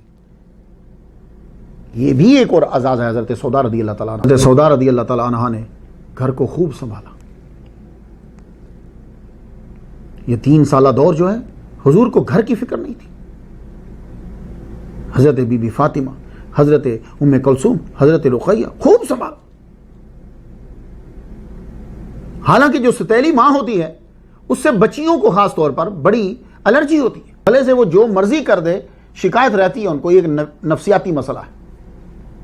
لیکن کوئی کہیں کسی جگہ پہ کوئی ثابت نہیں کر سکتا کہ بی بی فاطمہ کو کوئی شکایت کبھی ہو, حضرت ام کلثوم کو حضرت سودا سے کبھی کوئی شکایت ہو, حضرت رقیہ کو کوئی شکایت ہو. بلکہ ایک دوستی کا دوستانہ ماحول تھا. یہ آپ کی طبیعت کی بھی خوبی تھی. حضور صلی اللہ علیہ وآلہ وسلم کو گھر کی کوئی فکر. پھر کیا ہوا؟ وہ وقت آیا کہ جب کفار نے بیٹھ کر منصوبہ بنایا محمد مصطفیٰ صلی اللہ علیہ وآلہ وسلم کو قتل کر دینے کا, کہ 7 آدمی جو ہیں وہ 7 ننگی تلواریں لے کے کھڑے رہے. اور رات کو جب رات کافی بھیگ جائے، محمد سو جائیں اپنے بستر پہ، تو اندر یہ کود کر 7 ٹکڑے جو ہیں نعوذ باللہ ان کے جسم کے کر دیں۔ اللہ تعالیٰ نے حضور صلی اللہ علیہ وآلہ وسلم کو بتلا دیا کہ آپ کے قتل کا منصوبہ بن چکا ہے، آپ یہاں سے نکل جائیے۔ تو محمد مصطفیٰ صلی اللہ علیہ وسلم نے پھر دعا مانگی، رب ادخلنی مدخل صدق واخرجنی مخرج صدق واجعلنی من لدنک سلطانا نصیرا۔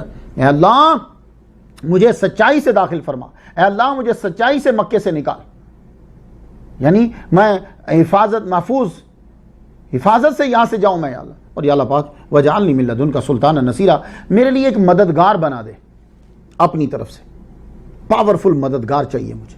اب آپ ہی بتائیے کہ جب وہ مکہ سے نکلے تھے تو پاورفل مددگار کون تھا؟ تو محمد مصطفیٰ صلی اللہ علیہ وآلہ وسلم مددگار طلب کر رہے ہیں اللہ تعالیٰ سے، تو اللہ تعالیٰ نے پھر حکم دیا کہ آپ حضرت ابوبکر صدیق رضی اللہ تعالیٰ عنہ کو اپنے ساتھ لے جائیں۔ تو اللہ تعالیٰ کی وحی کے مطابق، کہنے کے مطابق حضرت ابوبکر صدیق رضی اللہ تعالیٰ عنہ کو لے کر گئے۔ تو پتہ یہ چلا کہ ابوبکر صدیق اللہ کی طرف سے ہے، سلطان اور مددگار۔ آپ تو وہاں سے چلے گئے، مدینہ پہنچے، وہاں حضور صلی اللہ علیہ وسلم نے 6 ماہ کے قریب قیام فرما دیا، مسجد کی تعمیر، مسلمانوں کو بھائی بھائی بنایا۔ پھر آپ نے حضرت زید بن حارثہ رضی اللہ تعالیٰ عنہ کو 500 دراہم دے کر اور 2 اونٹ دے کر بھیجا۔ ان کی قبر پر بھی میں فاتحہ کے لیے گیا ہوں، یہ جورڈن کے اندر ہے، کرک میں۔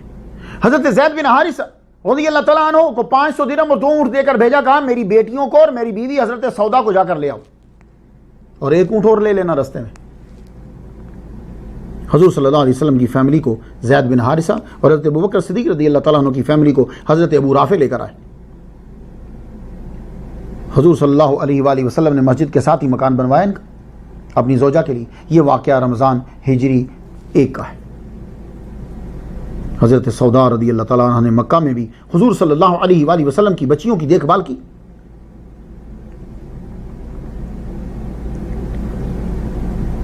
اب یہ حضور صلی اللہ علیہ وآلہ وسلم جب مکہ سے مدینہ جا چکے ہیں تو یہ 6 ماہ کا تقریباً جو بیچ میں جتنا بھی ہے وہ ایک بڑا مشکل وقت ہے۔ اس وقت میں جو قتل کرنے والے ہیں وہ ڈھونڈ رہے ہیں، وہ کوئی بھی نقصان پہنچا سکتے تھے۔ حضرت سودا کو، بی بی فاطمہ کو، حضرت رقیہ کو، ام کلثوم کو نقصان پہنچا سکتے تھے۔ حضور تو یہاں نہیں ہے، اور دوسرے آپ کے جو مددگار ہیں ابوبکر صدیق وہ بھی یہاں نہیں ہے۔ تو حضرت سودا رضی اللہ تعالیٰ عنہ کی بہادری دیکھیے کہ آپ نے بچیوں کو کس طریقے سے حفاظت میں رکھا۔ اللہ اکبر جل شانہ، یہ ہیں حضرت سودا رضی۔ اب جب یہ قافلہ مکے سے چلا، بیٹی ہیں آپ کی سواری پہ، تو حضرت سودا رضی اللہ تعالیٰ عنہا بھی ساتھ جا رہی ہیں سواری کے اوپر۔ کچھ لڑکوں نے کیا کیا کہ بچیوں پہ حملہ کر دیا۔ حملہ کرنے کے لیے جب آگے بڑھے تو حضرت سودا رضی اللہ تعالیٰ عنہا کو معلوم ہو گیا، آپ نے اپنی سواری کو تیز کروایا، تیزی سے قریب پہنچی تو وہ لڑکے صرف بچیوں کے جو اونٹ ہیں ان کو نیزہ مار کے پھر وہ واپس چلے گئے، بھاگ گئے، کچھ تکلیف نہیں پہنچا سکے۔ اس کے بعد حضرت سودا پہلے تھوڑی سی پیچھے دی، پھر آپ نے اپنی سواری بچیوں کے بالکل قریب کر دی، اور بڑی حفاظت کے ساتھ جو ہے وہ مدینہ شریف جو ہے وہ پہنچے۔ اللہ، آپ بڑی ہنسمکھ تھی، شاید یہی وجہ ہے کہ ہر ایک آپ سے پیار کرتا تھا، کوئی آپ کی شکایت نہیں کرتا۔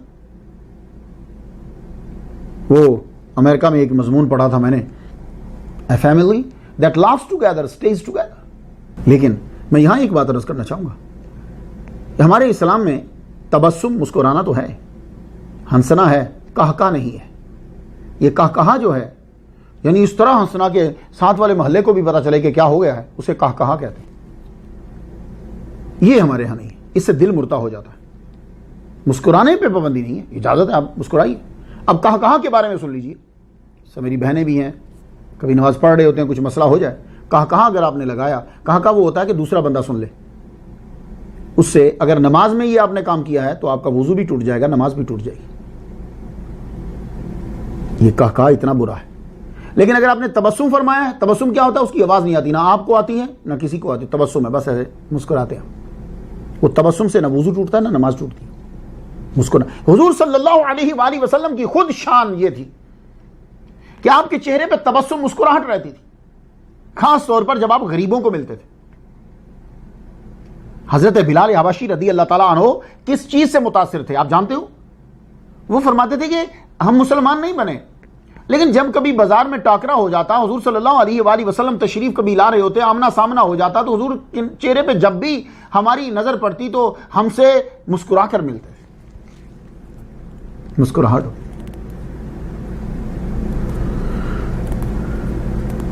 تو مزاح جائز ہے، چٹکلے جن میں جھوٹ ہوتا ہے وہ ناجائز ہے اسلام میں۔ اب مسئلہ ہے بھائی آپ کا دل کرے مانیے یا نہ مانیے، میرا فرض تو بتانا ہے۔ وہ چٹکلا جس کو آپ لطیفہ کہتے ہیں، وہ لطیفہ غلط نام ہے اس کا، لطیف تو بڑی خوبصورت بات کو کہتے ہیں، وہ چٹکلے ہوتے ہیں، اور اس میں جب جھوٹ شامل کر دیا جاتا ہے تو اسلام میں وہ منع ہے۔ مزاح جائز ہے، مزاح میں سچ ہوتا ہے۔ ہیومر، ایک امریکی مقرر نے صحیح کہا تھا، کہنے لگا positive humour has positive influence on us socially, emotionally and intellectually۔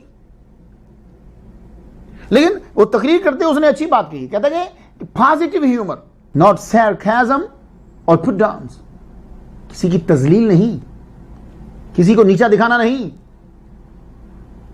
positive humor جو ہے اس کا باڈی کے اوپر اثر ہوتا ہے، socially, emotionally, intellectually۔ It is said that sense of humor is one of the most important human qualities.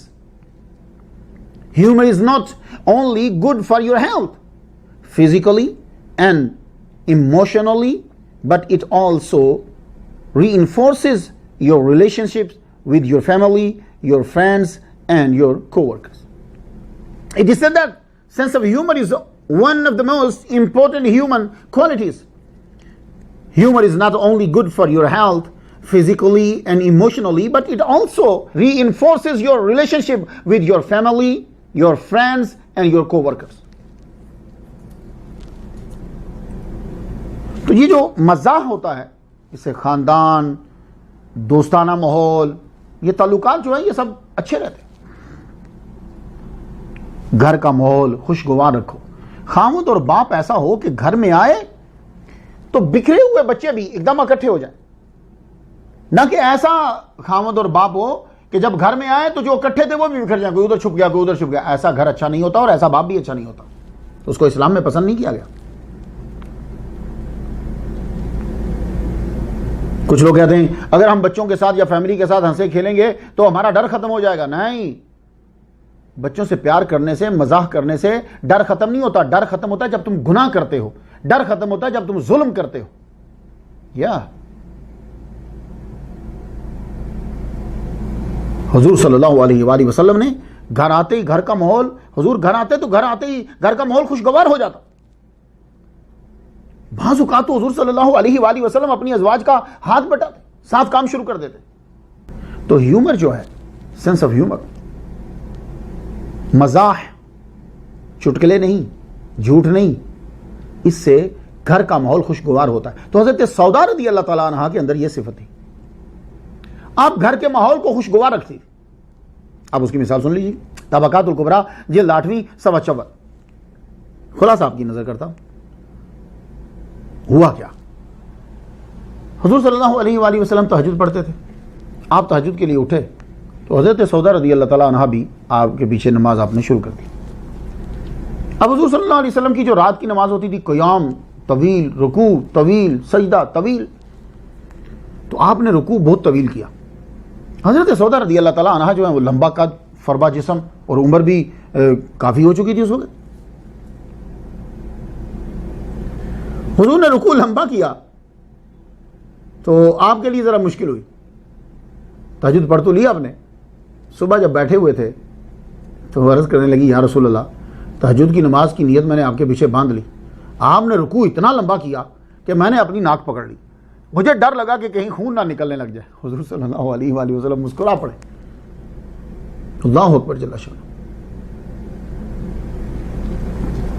تو حضور صلی اللہ علیہ وسلم کا گھر بہجت و سرور سے پر ہوتا تھا، مودت ہوتی تھی، محبت ہوتی تھی۔ حضرت سودا رضی اللہ تعالی عنہا کی وجہ سے ایک خاص اجازت. بخاری شریف کتاب التفسیر حدیث نمبر 4795. میں خلاصہ سناتا ہوں, خلاصے سے ذرا سمجھ آ جاتی ہے, وہ ترجمہ کروں نا تو ذرا بات لمبی ہو جاتی ہے.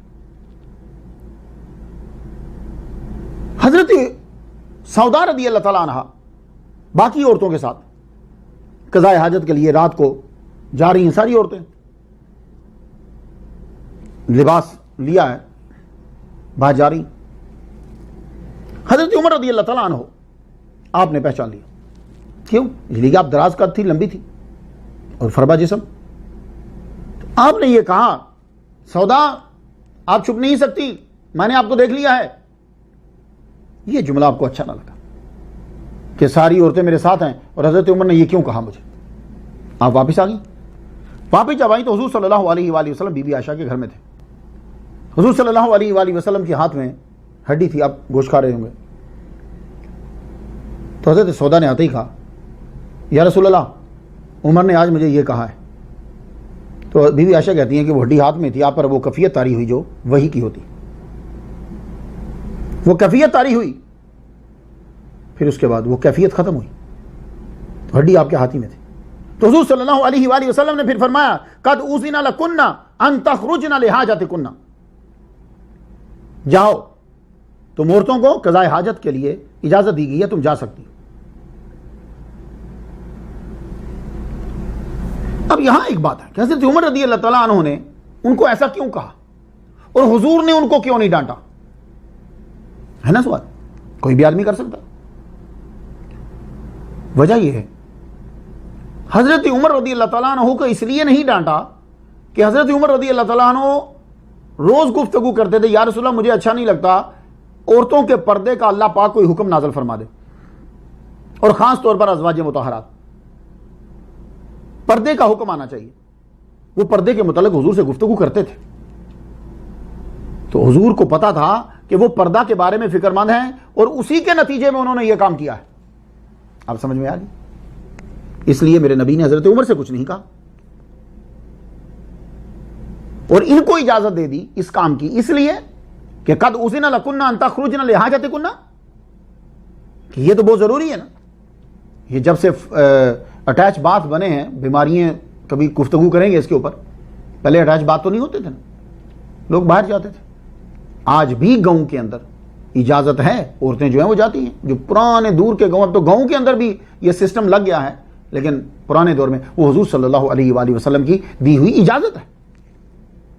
تو حضرت سودا رضی اللہ تعالیٰ عنہ کے صدقے سے یہ عورتیں جو گاؤں میں اب جاتی ہیں رات کو قضاء حاجت کے لیے, یہ اس بی بی کے صدقے سے وہی آئی, حکم مل گیا, خاص طور پر جو ہے وہ حکم ملا. حضور صلی اللہ علیہ وسلم کو دو طرح کی وحی ہوتی تھی, ایک تو وہ جو قرآن مجید آرڈر آتا تھا قرآن مجید کے اندر ہے, باقی کچھ خاص احکامات بھی ہوتے تھے. حضرت سودا رضی اللہ تعالیٰ عنہ کا ہم پر اور بڑا احسان ہے کہ آپ کے ذریعے سے ہم تک نبی کے بڑے بڑے پیغام بھی ہم تک پہنچے.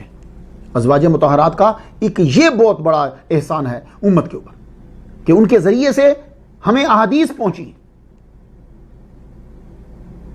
اب بخاری شریف میں ایک حدیث ہے, کتاب الایمان والنذور. میں آپ کی نظر کرتا ہوں, خود بھی سوچا کریں. بعض اوقات ایسا ہوتا ہے کہ ہماری نظر وہاں نہیں جاتی, آپ اس میں سے مسئلہ نکال سکتی ہیں اور نکال سکتے ہیں. اب یہ حدیث ابن عباس رضی اللہ تعالیٰ عنہ سے روایت, ماتت لنا شاتن فدبغنا مسکہا ثم ما زلنا ننبذ فیہ حتی صار شنن. یہ نسائی شریف میں بھی یہ حدیث مبارکہ ہے. بکری تھی, مر گئی, خلاصہ بیان کرنے لگا.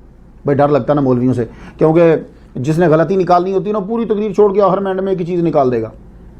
تو خلاصہ یہ بیان کرنے لگا ہوں کہ بکری جو ہے وہ مر گئی. حضور صلی اللہ علیہ وآلہ وسلم کو پتا چلا کہ بکری مر گئی, تو کہا گیا بھائی اس سے فائدہ لو. کہ یا رسول اللہ تو مری ہے. آپ نے فرمایا تو کھانا منع ہے نا, اس کی جو سکن ہے اس سے فائدہ لو. یہ بات سمجھ رہے ہیں کہ جب ایک چیز مر گئی ہے تو اب کھا نہیں سکتے, لیکن اس کی سکن سے فائدہ لیجیے. تو یہ ہے کہ ماتت لنا شاتن فدبغنا, تو وہ اس کی کھال کو اتار کر دباغت کی گئی, مس کہا اس کی کھال کو. ثم ما زلنا ننبذ فیہ, تو پھر کیا کیا, اس کو چمڑے کو رنگ لیا گیا, اس میں نبیذ بنایا کرتے تھے, یہاں تک کہ چمڑا جو ہے وہ بوسیدہ ہو گیا. یہ ایک بہت بڑی, یہ حدیث مبارکہ ایک پوری انڈسٹری کا ٹائٹل ہے اور اجازت ہے. جیسے آپ جاتے ہیں نا اجازت لینے کے لیے، ہمیں جی لائسنس دے دو، ہم یہ انڈسٹری شروع کر رہے ہیں، تو ٹینری کی جو انڈسٹری ہے، جو چمڑے کو رنگنے کی، چمڑے سے چیزیں بنانے کی جو انڈسٹری ہے، اس کی اجازت اسلام دے رہا ہے آپ کو. یہ حدیث آپ کے لیے لائسنس ہے. یہ جو آپ جیکٹ پہنتے ہیں، لیدر کی جیکٹ ہوتی ہے، تو وہ کیا ہے؟ یہ جو آپ گھڑی پہنتے ہیں، یہ جو لیدر کا جو یہ پہنتے ہیں، یہ اجازت جو دی ہے، یہ کیا ہے؟ یہ اس طرح تو نہیں تھی نا. تو یہ پہلے آپ نے گائے یا بکری اسے اتارا، اتارنے کے بعد اس کو آپ نے دباغت کی. کیا مطلب؟ غلاظت کو، ان چیزوں کو دور کیا. دور کرنے کے بعد اس کو کیمیکل لگایا، کیمیکل لگا کے اب آپ نے اس کو استعمال میں لے، اس کے جوتے بنے، چمڑے بنے، یہ چیزیں بنی اسے. تو یہ ہے دباغت. تو آپ یہ حدیث جو حضرت سودا سے روایت ہے، یہ آپ کے لیے لائسنس ہے اس انڈسٹری کے لیے. تو جب بکری مر گئی، اس کا گوشت تو حرام ہو گیا، مگر حضور کی اجازت سے کھال استعمال کر سکتے ہیں. اس سے واضح ہو گیا کہ جن جانوروں کا گوشت کھایا جاتا ہے، ان کی جو کھال ہے وہ تو سب کے نزدیک کہ اسے دباغت کرو اور اسے چیزیں بناؤ. اب مردہ بکری جو ہے وہ حرام ہوئی، لیکن کھال اس کی وہ جائز ہوئی، اتار کر استعمال کر سکتے ہیں. تو امام شافعی رحمۃ اللہ نے فرمایا کہ سوائے کتے کے اور خنزیر کے ہر ایک چیز کی کھال جو ہے وہ جب آپ اتار لیں گے، اتارنے کے بعد اس کی دباغت کر لیں گے، تو وہ آپ قابل استعمال ہے، آپ اس کو استعمال کر سکتے ہیں. لیکن ایک بات یاد رکھیے گا، یہ شیر کی کھال، چیتے کی کھال، ان کی کھالوں کے اوپر نماز پڑھنے کو مکروہ جانا گیا. کیوں؟ نماز کے اندر عاجزی کا اظہار ہوتا ہے. تو ایک آدمی جو شیر کی کھال نیچے رکھ کے نماز پڑھے گا یا چیتے کی کھال رکھے گا، تو وہ ایک عجیب سا تصور اور سوچ اس کے ذہن کے اندر آتی. سمجھ گئے نا بات؟ تو باقی اب خنزیر اس لیے کہ یہ نجس عین ہے، اور کتے کے اندر بھی کہتے ہیں، امام شافعی فرماتے ہیں کہ وہی چیز ہے. اس لیے ان دو کو چھوڑ کر باقی کسی کی بھی کھال جو ہے وہ آپ استعمال کر سکتے ہو، وہ دباغت کے بعد پاک ہو جاتی ہے. لیکن خنزیر کی کھال پاک نہیں. اس لیے بہت دھیان دینا، خاص طور پر میری جتنی بہنیں ہیں امریکہ میں جو ہیں اور انگلینڈ یورپ میں جو ہیں، بہت سستے جو کہتی ہیں وہ چھوٹے بیگ جو ہیں وہ، اور آج کل لیدر بھی آ رہی ہے، وہ یہ بڑی چیزیں اس کی بنا رہے ہیں، وہ بہت دھیان سے رکھنا. تو آپ بہتر سمجھتے ہیں مجھ سے زیادہ. حضرت سودا رضی اللہ تعالیٰ عنہ سے ایک حدیث ہمیں یہ ملی دباغت کی. دوسری حدیث جو حضرت سودا رضی اللہ تعالیٰ عنہ سے ہمیں ملی ہے، ہم تک پہنچی ہے، وہ حدیث سماعت کر لیجیے. جاء رجل الی النبی صلی اللہ علیہ وسلم فقال ان ابی شیخ کبیر. ایک آدمی حضور صلی اللہ علیہ وسلم کے پاس آیا اور آ کے کہنے لگا، یا رسول اللہ میرا ابا بوڑھا ہے، لا یستطیع ان یحج، حج کرنے کی طاقت نہیں رکھتے. قال ارایت لو کان علی ابی کا دین. آپ نے فرمایا کہ تو کیا کہتا ہے، اگر تیرے ابا کے اوپر قرضہ ہوتا تو فقدیتہ عنہ قبل منہ. قال نعم. تو آپ نے فرمایا کہ اگر قرضہ ہوتا تو کیا تو دیتا؟ یا رسول اللہ ہاں دیتا. تو آپ نے فرمایا قال اللہ ارحم حج عن ابیک. ہائے ہائے. یہ دارمی شریف کتاب المناسک اور حدیث نمبر 1879 ہے. یہ حدیث مبارکہ ہمیں پہنچی. اب اس میں دیکھ لیجئے کتنا گہرا نقطہ ہے، اور سب میری بہنیں سماعت کر لیجئے کہ آپ کی ماں کی طرف سے یہ حدیث ہم تک پہنچی کہ ایک آدمی حضور کے پاس آتا ہے، اگر کہتا ہے یا رسول اللہ میرے ابا جو ہیں وہ بوڑھے ہیں. یہ اس باب میں جب آپ جائیں گے تو کافی قسم کی حدیثیں مل جائیں گی. میرے باپ بوڑھے ہیں، میرے باپ سواری نہیں کر سکتے. ایک حدیث تو یہ بھی ملتی ہے کہ وہ فوت ہو گئے. اچھا، تو حج کر سکتے کہ نہیں کر سکتے؟ تو آپ نے فرمایا حج اگر قرضہ ہوتا تو کیا دیتے کہ نہ دیتے؟ یا رسول اللہ ہاں دیتے. تو فرمایا اللہ کا زیادہ حق ہے. تو جب قرضہ تم دے سکتے ہو ایک بندے کو تو اللہ تعالیٰ زیادہ ارحم ہے، تو تم دو قرض، یہ بھی قرضہ ہے، ادا کرو. اب یہاں سے بڑے مسئلے نکلے. آپ نے بھی کچھ سمجھ لیے ہوں گے کہ دیکھو حج کرنا نیکی کا عمل ہے. آپ کے ابا حج نہیں کر سکتے، آپ حج کر رہے ہو تو ثواب کس کو دے رہے ہو؟ ابا کو. پتہ یہ چلا کہ آپ جو نیکی کرتے ہو اس کا ثواب دوسرے کو دے سکتے ہو. اس کے علاوہ تو اور کوئی چیز سمجھ گئے بھائی؟ اگر ثواب آپ کو نہیں پہنچتا تو ابا کی طرف سے حج کیوں کر رہے ہو؟ تو معلوم یہ ہوا کہ آپ حج آپ نے کیا، ثواب دوسرے کو پہنچ رہا ہے، اللہ آپ کو بھی دے رہا ہے، اس کو بھی دے رہا ہے. اسے حج بدل بھی کہتے ہیں. لیکن اس کے لیے ضروری ہے کہ آپ نے حج کیا ہو یا پھر آپ دوسرے کی طرف سے حج کریں گے. تو اسی کو تو ایصال ثواب کہتے ہیں. اب اس کے اندر بہت ساری حدیثیں ہیں. ایک حدیث یہ ہے کہ آ کر کہا یا رسول اللہ وہ روزے کی منت مانی تھی، کیا میں روزے رکھوں؟ آپ نے فرمایا ہاں روزہ رکھو، ثواب ملے گا، خلاصہ یہی، تو روزہ رکھا تو روزے کا ثواب مل رہا، حج کا ثواب دوسرے کو آپ دے رہے. تو یار مجھے سمجھ نہیں آتی، حج کا ثواب مل رہا، روزے کا ثواب دوسرے کو تم دے رہے، صدقہ جاریہ یعنی کنواں کھودا جو اس کا ثواب ماں کو جا رہا، بیٹا چھوڑا تم نے ثواب جتنی وہ تقریریں کر رہا نیکی کر رہا ثواب جا رہا. تو کیا یار جب آدمی تیجے 7ویں 10ویں برسی میں کٹھے بیٹھ کر قرآن پڑھیں گے تو اس وقت ثواب بند ہو جائے گا؟ بھئی جب آپ کی نیکی روزے کا ثواب دوسرے کو جا رہا، آپ کی نیکی حج کا ثواب دوسرے کو جا رہا، آپ کا بچہ، آپ مر گئے بچہ آپ کا تقریریں کر رہا آپ کو ثواب جا رہا، آپ نے کنواں کھود دیا ثواب جا رہا، یہ ساری حدیثیں صحیح حدیثیں ہیں. تو وجہ کیا ہے کہ جب قرآن پڑھ رہے ہیں لوگ، کسی کو روٹی کھلا رہے ہیں، تب ثواب بند ہو گیا. تو پھر اس کے بعد ایک ہی نتیجہ نکلانا کہ آپ آٹمن امپائر کی دشمنی میں اس کو حرام قرار دے رہے ہیں، قرآن اور حدیث کی تابعداری میں نہیں، اطاعت میں نہیں. اس کے علاوہ تو اور کوئی نتیجہ نہیں نکل رہا. تو ہماری ماں حضرت سودا رضی اللہ تعالیٰ عنہ سے یہ حدیث ہمیں پہنچی. ایک اور حدیث حضرت سودا رضی اللہ تعالیٰ عنہ سے جو ہم تک پہنچتی ہے کہ لوگ قیامت کے دن کس طرح اٹھیں گے. یہ حدیث طبرانی شریف میں ہے، مجموع الزوائد نے نقل کری ہے، بائحقی شریف کے اندر بھی ہے.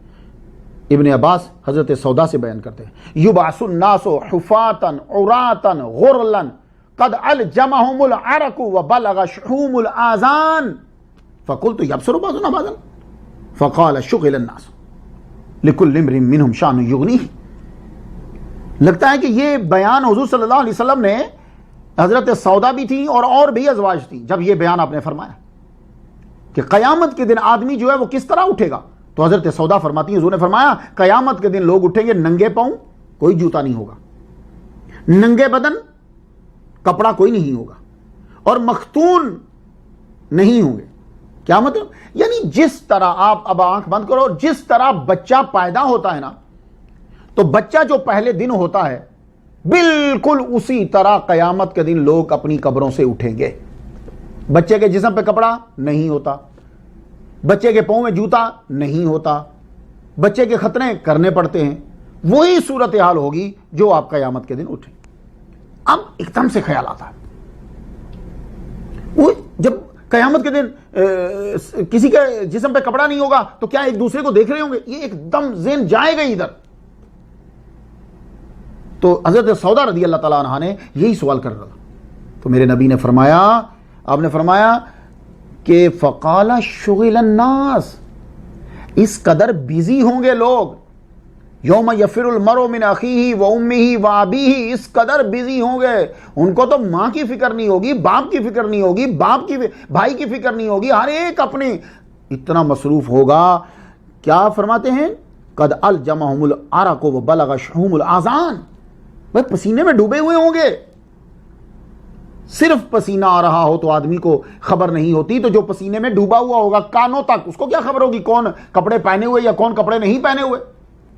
تو جب بچے کی ولادت ہوتی ہے اس وقت کیا کنڈیشن ہوتی ہے؟ ماں کو اپنی فکر ہوتی ہے، ڈاکٹر جو ہے اسے اپنی فکر ہے کہ میں کیا کام کر رہی ہوں، سمجھا گی؟ کسی کا دھیان نہیں ہوتا کہ بچے کے پاؤں میں جوتا ہے کہ نہیں، بچے نے کپڑے پہنے ہوئے ہیں کہ نہیں، کسی کی، ہر ایک اپنے کام میں ہے. تو بعین ہی قیامت کے دن بھی ہوگا. لیکن اس وقت تو شاید آدمی پر مصیبت پریشانی باقیوں پر نہ ہو، اس وقت تو ہر ایک کے اوپر پریشانی ہوگی. اور یہ اعزاز ہے قیامت کے دن. ابراہیم علیہ السلام کو اللہ تعالیٰ اپنی جناب سے خاص طور پر ڈریس عطا فرمائے گا، اور پھر ہمارے نبی محمد مصطفیٰ صلی اللہ علیہ وآلہ وسلم کو ڈریس عطا کیا جائے گا. پھر آہستہ آہستہ ہر ایک کی اپنی شان کے مطابق. ایک حدیث مبارکہ حضرت سودا رضی اللہ تعالیٰ عنہ سے جو ہم تک پہنچتی ہے، اس کے اندر بہت سارے نکات ہیں، آپ مجھ سے زیادہ نکات نکال سکتے ہیں. انہا نظرت فی رکوۃ فیہا ماء فنہاہا رسول اللہ صلی اللہ علیہ وسلم عن ذالک وقال انی اخاف علیکم منہ الشیطان. یہ رکوہ جانتے ہیں کہ رکوہ برتن، آپ کو میں مثال دے دوں، مٹکا سمجھ لیجیے. مٹکا ذرا تنگ ہوتا ہے، کھلا بھی ہو سکتا ہے یا اس کا منہ کھلا تنگ جیسا بھی ہو. اس میں پانی، حضور صلی اللہ علیہ وآلہ وسلم نے اس کے اندر نظر کرنے سے منع فرمایا. بی بی عائشہ یہ حضرت بی بی سودا رضی اللہ تعالیٰ عنہا یہ کہتی ہیں کہ منع فرمایا حضور نے مجھے. اب یہ کیا ہے؟ اس حدیث کو آپ اپنے مولوی صاحب سے مزید تشریحات بھی بہت ساری ہیں. حضور صلی اللہ علیہ وآلہ وسلم جب کبھی کوئی ڈیلیگیشن آتا تھا تو جی باہر ملنے کے آئے ہیں, تو حضور صلی اللہ علیہ وآلہ وسلم داڑھی مبارک کو اور یہ ذرا ٹھیک کرتے تھے. تو اس وقت شیشے اتنے عام نہیں ہوتے تھے کہ آپ جیسے آج کل مولوی بیٹھ جاتے ہیں شیشے کے سامنے, یا تو دیکھنا پہ بال تو نہیں نکلے ہوئے. تو حضور صلی اللہ علیہ وسلم یوں دیکھتے تھے, وہ مٹکے کے رکوہ جس کے اندر پانی ہے نا, تو یوں دیکھتے تھے. تو دیکھ کر اس کو بال اور یہ سب زلف مبارک اور یہ سارا ٹھیک کر کے پھر حضور صلی اللہ علیہ وسلم ڈیلیگیشن سے ملتے. یہ بات بالکل, چہرہ علماء کو ٹھیک رکھنا چاہیے اپنا, سنت اس طرح خوبصورت بنا کر رکھنی چاہیے کہ اگلا آدمی دیکھے تو وہ سنت کی پیروی کرے.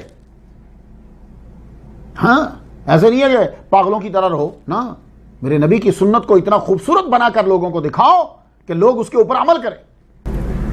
یہ اب مجھے لگتا ہے بہت سارے اس کی تشریحات میں سے ایک آپ کی نظر کرنا چاہتا ہوں کہ اب وہ تھی تو بوڑھی, وہ بھی اپنے بال یا کوئی چیز ٹھیک کر رہی ہوں گی, ایک تشریح اور بھی بہت ساری ہو سکتی ہے. تو حضور صلی اللہ علیہ وسلم نے ان کو منع فرما دیا. میں سوچتے سوچتے ایک ذہن میں بات آئی, جو ہماری دادی اور نانی اس دور, آپ کی بات نہیں کر رہا, اس دور کی یہ تھا کہ بچیوں کو زیادہ شیشہ نہیں دیکھنے دیتے تھے, نہ شیشے کے سامنے زیادہ دیر کھڑا ہونے دیتے تھے, اور کپڑے ٹائٹ نہیں پہننے دیتے تھے. پر میں اس سے آگے نہیں جانا چاہتا, پر وہ ہماری ماں اور بہن کہتی تھی کہ بیٹیوں جب تمہاری شادی ہو جائے گی اپنے گھروں میں چلی جاؤ گی, اپنے خاوند کے لیے جو مرضی تم کرنا, تو زیادہ دیر شیشے کے سامنے مت رہو.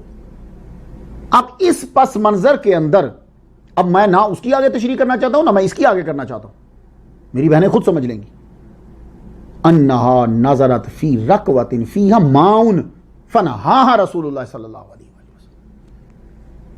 ایک اور بھی بہت ساری تشریح اس کی ہو سکتی ہے, میں ایک پہلو کیا ہے کیونکہ حضور خود اپنا چہرہ مبارک جب کبھی ٹھیک کرنا تو وہ پانی میں آپ دیکھا کرتے تھے.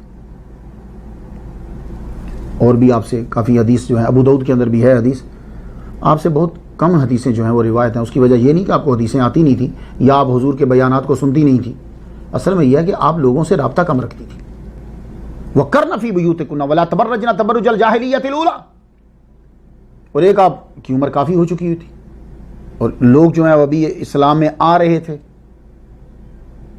تو آپ نے لوگوں سے آپ کا رابطہ جو ہے وہ کم رہتا, اس لیے آپ کے فرامین کم. مسند امام احمد جلد 6 صفحہ 324 پہ حضور صلی اللہ علیہ وسلم نے فرمایا تھا کہ میرے بعد گھر بیٹھنا, تو آپ نے اتنی شدت سے اس پر عمل کیا کہ حضور کے ظاہری طور پر چلے جانے کے بعد حج اور عمرہ کے لیے بھی نہ نکلی. فرماتی تھی حج اور عمرہ دونوں کر چکی ہوں, اب میں حضور کے حکم کے مطابق گھر بیٹھوں گی. 13 سالہ دور ہے حضرت سودا رضی اللہ تعالی عنہا کا, جو حضور صلی اللہ علیہ وآلہ وسلم کے ساتھ آپ نے گزارا 13 سال, 3 سال مکہ کے اور 10 سال مدینہ کے حضور کے ساتھ گزارے ہیں. اللہ اکبر اللہ اکبر. حضرت عائشہ صدیقہ رضی اللہ تعالی عنہا کی تو ہمراز تھی, ان کے ساتھ تو دوستانہ ماحول تھا.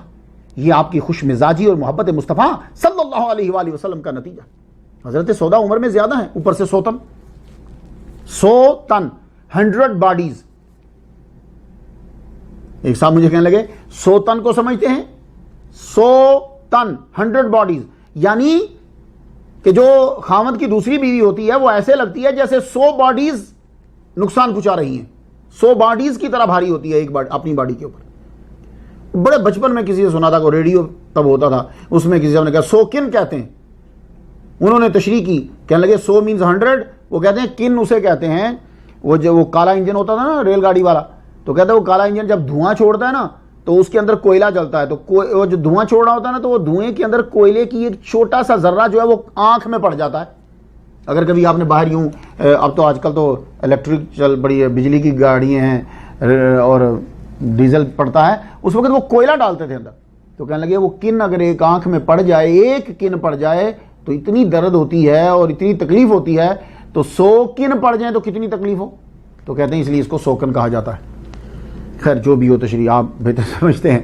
تو 100 تن حضرت سودا سے بی بی عائشہ صدیقہ رضی اللہ تعالیٰ عنہ کا بہت پیار تھا, حضرت سودا رضی اللہ تعالیٰ عنہا کو حضور صلی اللہ علیہ وآلہ وسلم سے اتنی محبت تھی، آپ سے اتنا پیار تھا کہ حضور سے میری نسبت برقرار رہے، میں آپ کے نکاح میں ہی قیامت کے دن اٹھوں۔ آپ نے اپنی باری بی بی عائشہ صدیقہ رضی اللہ تعالیٰ عنہا کو دے دی۔ نبی سے اپنی نسبت کو پختہ رکھنے کی اتنی شدت سے فکر تھی کہ اپنی باری دے دی، حالانکہ یہ عورت کے لیے ناممکن ہے، بیوی کے لیے۔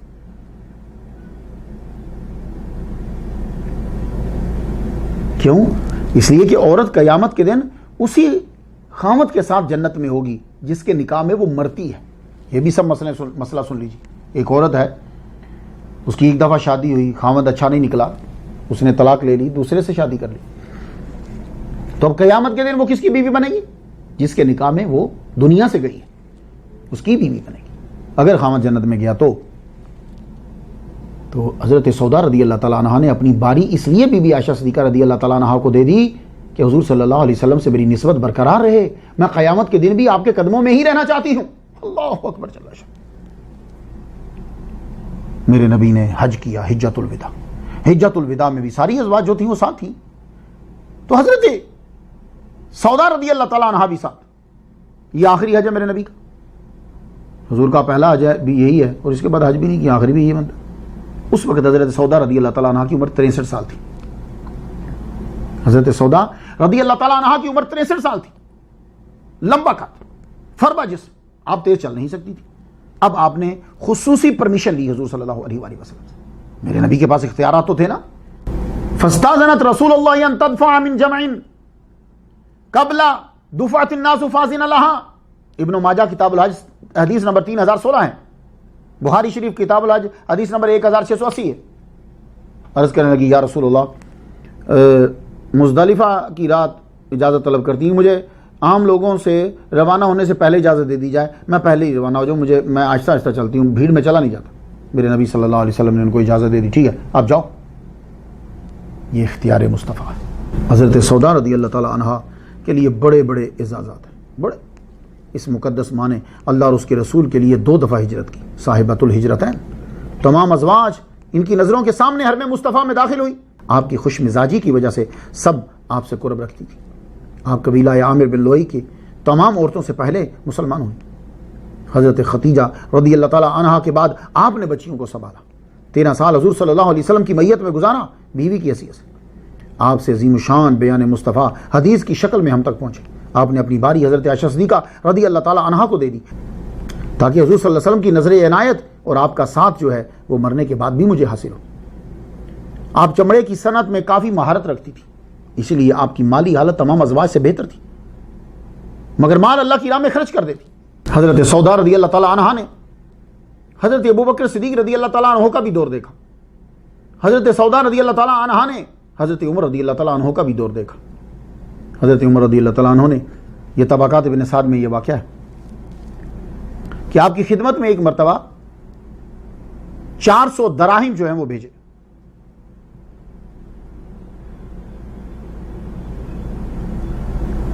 اور وہ دراہم جو ہیں وہ تھیلے میں ڈال کر بھیجے۔ آپ کا خادم جو ہے وہ لے کر آیا، تھیلا اندر دیا، انہوں نے پوچھا کیا ہے اس میں؟ نہیں کہ اس میں دراہم ہے، کوئی فوڈ ہے؟ جاؤ، ہمیں دراہم سے کیا غرض، جاؤ جا کے غرباء میں تقسیم کر دو۔ اللہ اکبر۔ یہ آپ کی سادگی ہے، اور اس کے ساتھ یہ بھی ثابت ہوتا ہے کہ آپ حضور صلی اللہ علیہ وآلہ وسلم کے فرمان پر اتنا عمل کرتی ہیں کہ آپ اندر ہی ہیں، آپ کو یہ معلوم ہی نہیں کہ باہر کیا ہو رہا ہے، کیا تبدیلی آ رہی ہے۔ پہلے شروع میں دولت کی ریل پیل اتنی نہیں تھی، چند سکے ہوتے تھے تھوڑے سے، تو وہ ویسے ہی آدمی پکڑا دیتے تھے۔ پھر دولت بڑھ گئی، پھر وہ جن تھیلوں میں خوراک لائی جاتی تھی، فوڈ لایا جاتا تھا، اس میں دراہم آنے لگ گئے۔ اللہ اکبر جل شانہ۔ آپ کے لیے بھی دوسری ازواج کی طرح خرچہ مقرر تھا۔ خیبر سے ان کے لیے 80 وسق کھجور کے آتے تھے اور 20 وسق جو یا گندم آتی تھی، لیکن کیا اللہ اکبر جل شانہ تربیت، سارا خیرات کر دیتی تھی، تقسیم کر دیتی تھی۔ اس لیے میری بہنوں کو گزارش ہے کہ آپ بھی جو آپ کو پاکٹ منی ملتی ہے، تھوڑا سا اس میں سے اللہ کے نام پہ دے دیا کرو، اس سے کم نہیں ہوتا اور بڑھتا ہے. اس کی وجہ سے آپ کے خاوند کی، آپ کے ابا کی، آپ کے بھائی کی، یا جس کی آپ ماتحت ہیں آپ، اس کا رزق جو ہے وہ بڑھ جاتا ہے اور آپ کا بھی بڑھ جاتا ہے. 50 سال کی عمر میں آپ کی شادی ہوئی. حضور صلی اللہ علیہ وسلم اس وقت 50 سال کے تھے تو تاریخ پیدائش تو ایک ہی ہوئی. اب 50 سال 571 میں جمع کرو تو تاریخ نکاح کی معلوم ہوگی 621 عیسوی، اور آپ 72 سال کی تھی جب دنیا سے گئیں تو 571 عیسوی میں 72 جمع کر دو تو 643 عیسوی آپ کا سنہ وصال بنتا ہے، اور یہ تقریباً 22 ہجری بنتی ہے. یعنی حضرت عمر رضی اللہ تعالیٰ عنہ کی شہادت سے 1 سال قبل آپ دنیا سے چلی. یہ تاریخ خمیس میں. تو وہ جو لکھا ہوا کہ امیر معاویہ کے دور میں گئی وہ غلط ہے، وہ تو بہت لمبی عمر ہو جائے گی. جس دن آپ کا وصال ہوا ابن عباس رضی اللہ تعالیٰ عنہ نے سجدہ کیا. پوچھا گیا کہ آپ نے سجدہ کیوں کیا؟ کہنے لگے حضور نے فرمایا تھا اذا رأیتم آیۃ فاسجدوا، جب تم کوئی بڑی چیز دیکھو، نشانی دیکھو تو سجدہ کرو.